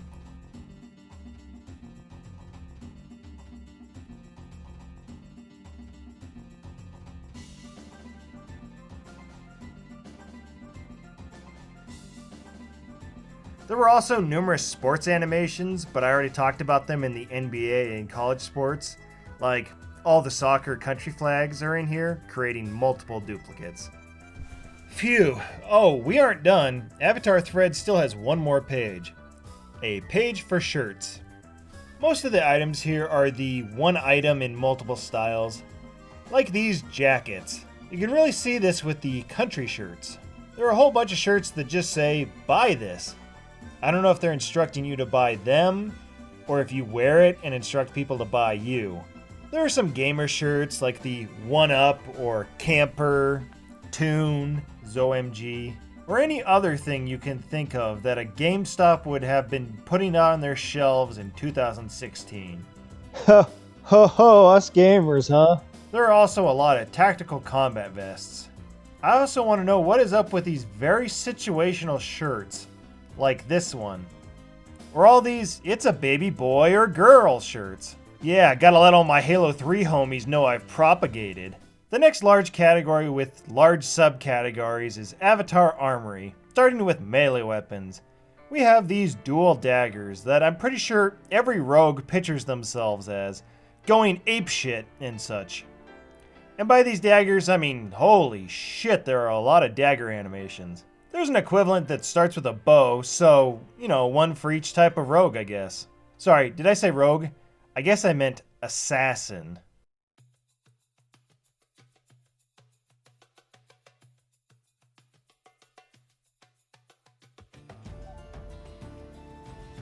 Speaking of assassin, there are like these poses that I think are meant to replicate the character select screen of a video game, say like World of Warcraft. And they are available for multiple classes. Of course, with the gold version being $2 more. The greatsword says Tranquility on it, but it seems pretty intense having you pull off Soul Calibur-like moves. Valkyrie gives you wings and a spear and whatever these blue orbs are. I guess Powerade. I couldn't tell you what the bionic wings are powered on though. Hey look, I'm tiny. I'm in the shadow of this Colossus.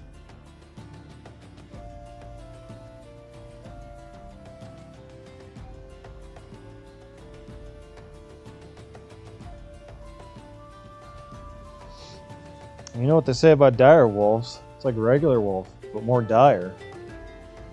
Remember how there were actual bending animations from Avatar? Well, here we have the family value version of the Avatar. Teach your uncle not to insult anime on Facebook by hitting him with this katana strike animation. Just teleport behind him. Heh, nothing personal, uncle. Doesn't he know what your power level is? He has to respect you now, just like all the kids at school will have to respect you if you start rocking one of these scythes. I don't know how running fast is a melee weapon, but look at him go. Oh, he's still going. There are a lot of these. This category's lightning. There are these Soul Calibur, Soul Edge like swords with the blue crystal and red crystal variants. And I mean, Whip Sword, while we're all still thinking about Soul Calibur. Okay, hold on. Parkour isn't a weapon. It's a cool animation, but it's for non-lethal use only.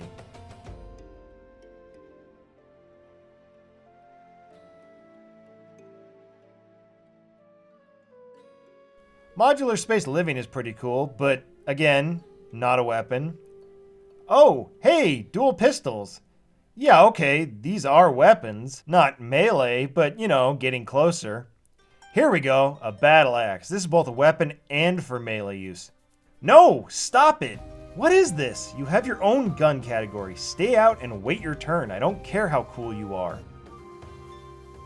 Okay, back on track with sword and wings, or scythe and wings, or pimp sword and lean wings, or I guess just wings, no weapon. The Avatar Armory gun page is much lighter than the other one, probably because half of the guns are over there on the wrong page, but it's not exclusively one way. Why are the wings in the toy guns category? Anyway, dual SMGs and dual pistols, both reminiscent of mid-2000s movies, and in multiple colors for the shooter who wants to match their outfit. I can't get over how every time there's the gold version of the emote, it costs $1 more.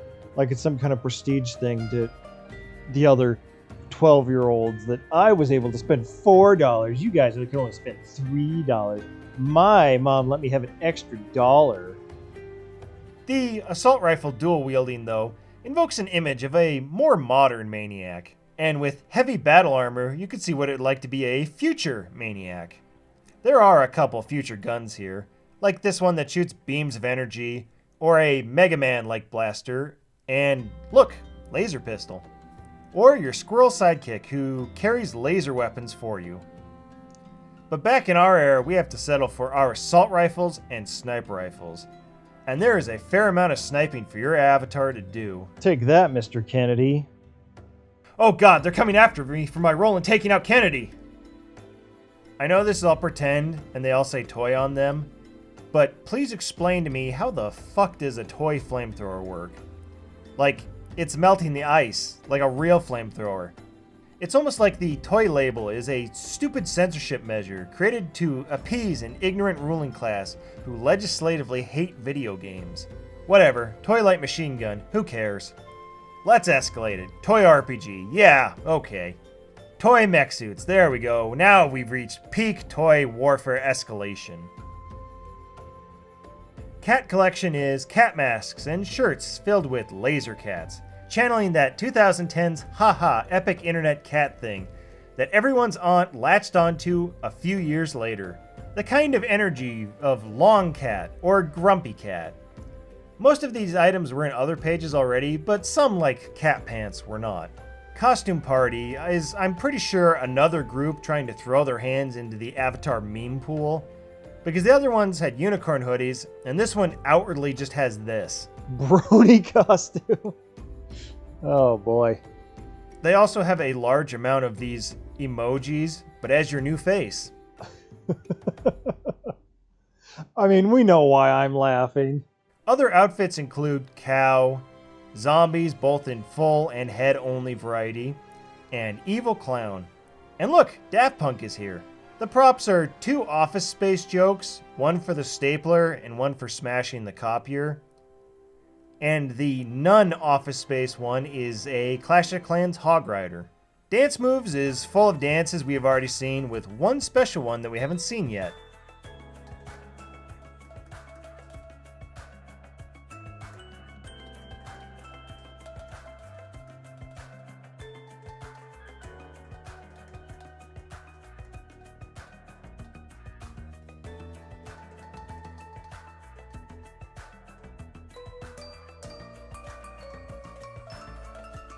Dark Creatures is a collection of fantasy items. Some of these costumes are pretty neat, turning your avatar into a monstrosity. Things like Dark Sorcerer, or Dark Skull, or this Porcelain Horror.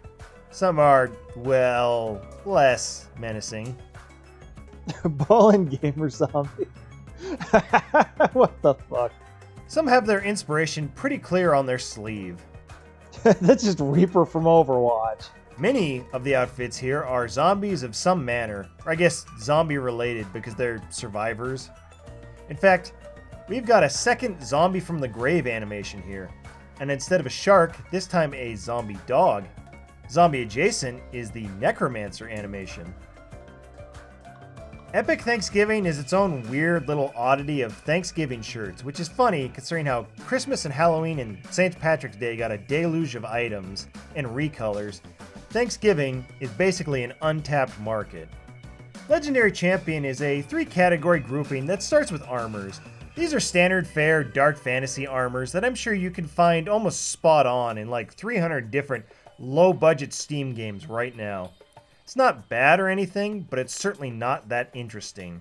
Well, except for this goofy orc head that looks out of place in this page. Costumes, however, starts with the question where bear and where panda. Huh, this one has new clothes. Many of these costumes put your avatar's face in shadow to conceal it, trying to give your little guy an edge of mystery to him. While most of the stuff on this page is the same Bloodlord items that are everywhere, there are these new drow costumes, like this crystal-infused drow. Also, an Ent. These Horus warriors are also new, as well as these Death Spartans. Oh, and Christmas is represented as well with this Krampus.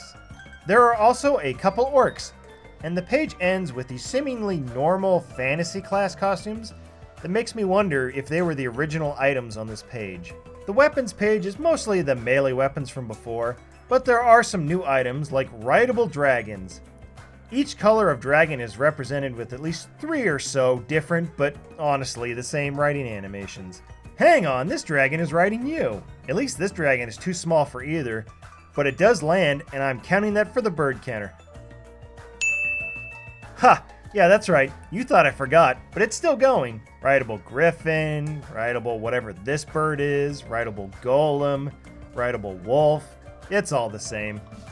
This castle assault is pretty decent, if not for just being a new concept.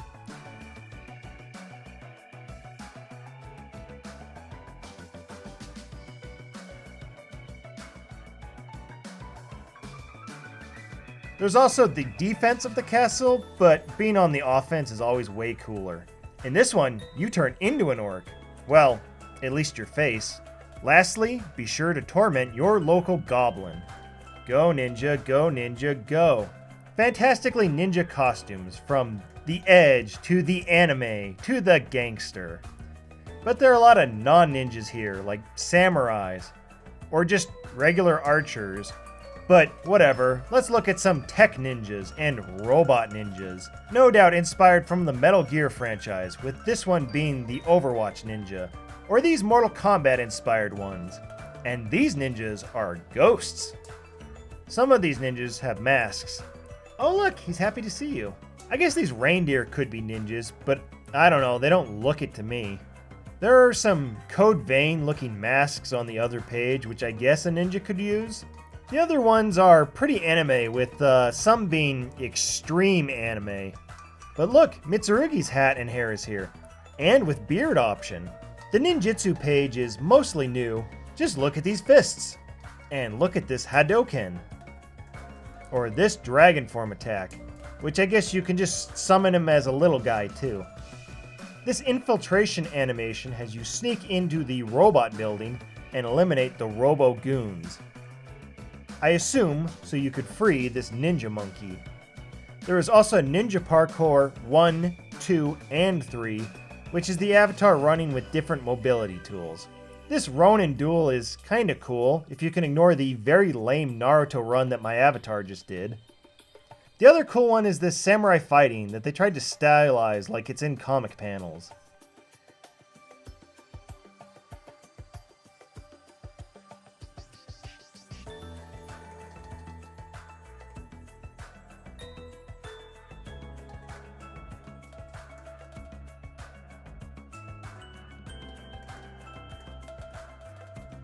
You can also fight some smoke ninjas, who I assume you are killing since they are just made of smoke. You can also fight your deadliest foe, yourself. Well, your shadow. It counts. Whatever. Halloween Classics is mostly repeated items, but there are some costumes from the different decades to look at, as well as classic monsters like vampires or werewolves or a Frankenstein monster outfit. There is also a gnome outfit, which is no big deal. For animals, there is a monkey and penguin costume. This skeleton looks constipated. The Grim Reaper is kind of not intimidating when you can see the human eyes underneath. And this sex robot hurts my human eyes. Props include a little ghost guy and a big plastic candy bucket and Halloween classic spooky black cat. Then there's this poor dehydrated little fella. This definitely feels like it used to be just these items until the bloat crept up on the page. Which definitely happened to this holiday page. I mean, look at this, 21 pages, and the first items is 2018 New Year's glasses. But that's not the only year. Happy New Year 2011, 2016, 2017, 2014. Da, da, da, da, da, da, da. This was 10 years ago. I thought the future would be better, but I really didn't know. There is an elf, a candy cane, a gingerbread man, a Yeti, and a box outfit that Epic blatantly stole to make their Christmas Fortnite skins. But Fortnite hasn't stolen this polar bear skin yet. What? No, shit! There are an assortment of Santa outfits, some that include a beard. But this prop gives you a beard, so I'm concerned that in some instances you'll just have a double beard. Oh, look, a dreidel. I guess it isn't just Christmas stuff. Yeah, Chinese New Year is also here, whenever Year of the Rooster was. Speaking of Year of the Cock, there's also some gay pride items in here. There are 2 snow throwing animations and 1 in flake form. And 1 man made of snow, who, well, I think he just died. And so we come to our very last category, the hashtag trending page.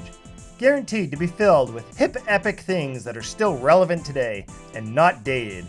I mean, just look at this epic scooter. Remember epic fail videos?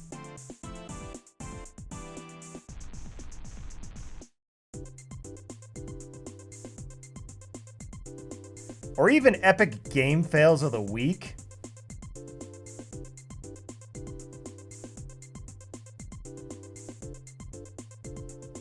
And a relic of its time is What Does the Fox Say? Speaking of songs, Miley Cyrus's Wrecking Ball music video, which looks absolutely cursed with my avatar in it.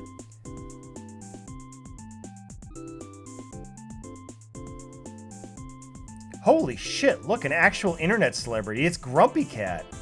I guess a cat's likeness is copy-free, huh? They even got his little face on some shirts.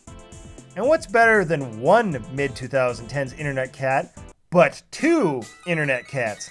Oh yeah, it's Nyan Cat. And in this one, you get to chill with him in Nyan space.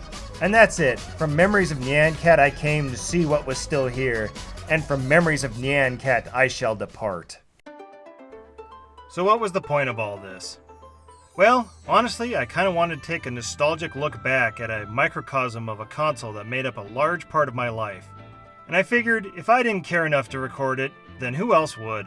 Would anyone else even have nostalgia enough to think about a time when they could have had their Xbox avatar dressed as Wreck-It Ralph? It seems like the video game industry has moved away from this whole mindset of avatars altogether. Gone are the days where your online presence and your real-life presence were like two separate people or two separate identities. It's all bled together, so online you is also just regular you. So I think all companies came to this conclusion of, fuck it, just let them do what they would on Facebook. That's why Microsoft's use of avatars on the Xbox One was so lackluster. They kind of made them for no real reason and then didn't even support them in any software. I mean, hell, the Xbox 360 avatars could even be used in Netflix, and this Friends page is the only place where I can even see other people's Xbox One avatars. And it's not just Microsoft. Sony never bothered replacing Home, and Nintendo barely even uses Mii's anymore, with them basically being optional in the games that use them. Just like how so many places don't even give you a list of profile pics that they came up with for you to use. It's just, screw it. Greg wants to use the same photo that he has of himself on Facebook and Twitter. Let's just let him use that same picture. And in a way, I think that's kind of sad. Just indicative of how the internet doesn't feel like a separate place I go to anymore. Just like how I used to get on the Xbox. I would be going to the Xbox. No longer can you just know a guy as his gamertag and only on Xbox. But every account seems to want you all to be on a first name basis. Now it's just all things are on, constantly, always connected with no separation or escape. The only end coming when the company on the other end closes your connection. And you know, maybe it's the store closure coming so soon within months of several others that have directly affected me, that have me feeling so pessimistic and looking back longingly.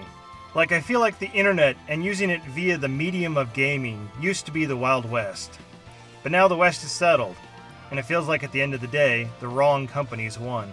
I mean, maybe I shouldn't be so pessimistic about everything though. Metaverse flopping while VR chat thrives and the existence of VTubers show that there is a desire to have a non-corporate expression of oneself. And there are numerous lost media groups and other organizations who are doing everything they can to resist the obliteration of our shared digital past when servers and services go down. Well, either way, see you in 3 years when Microsoft takes down all the Xbox One avatar items, I guess.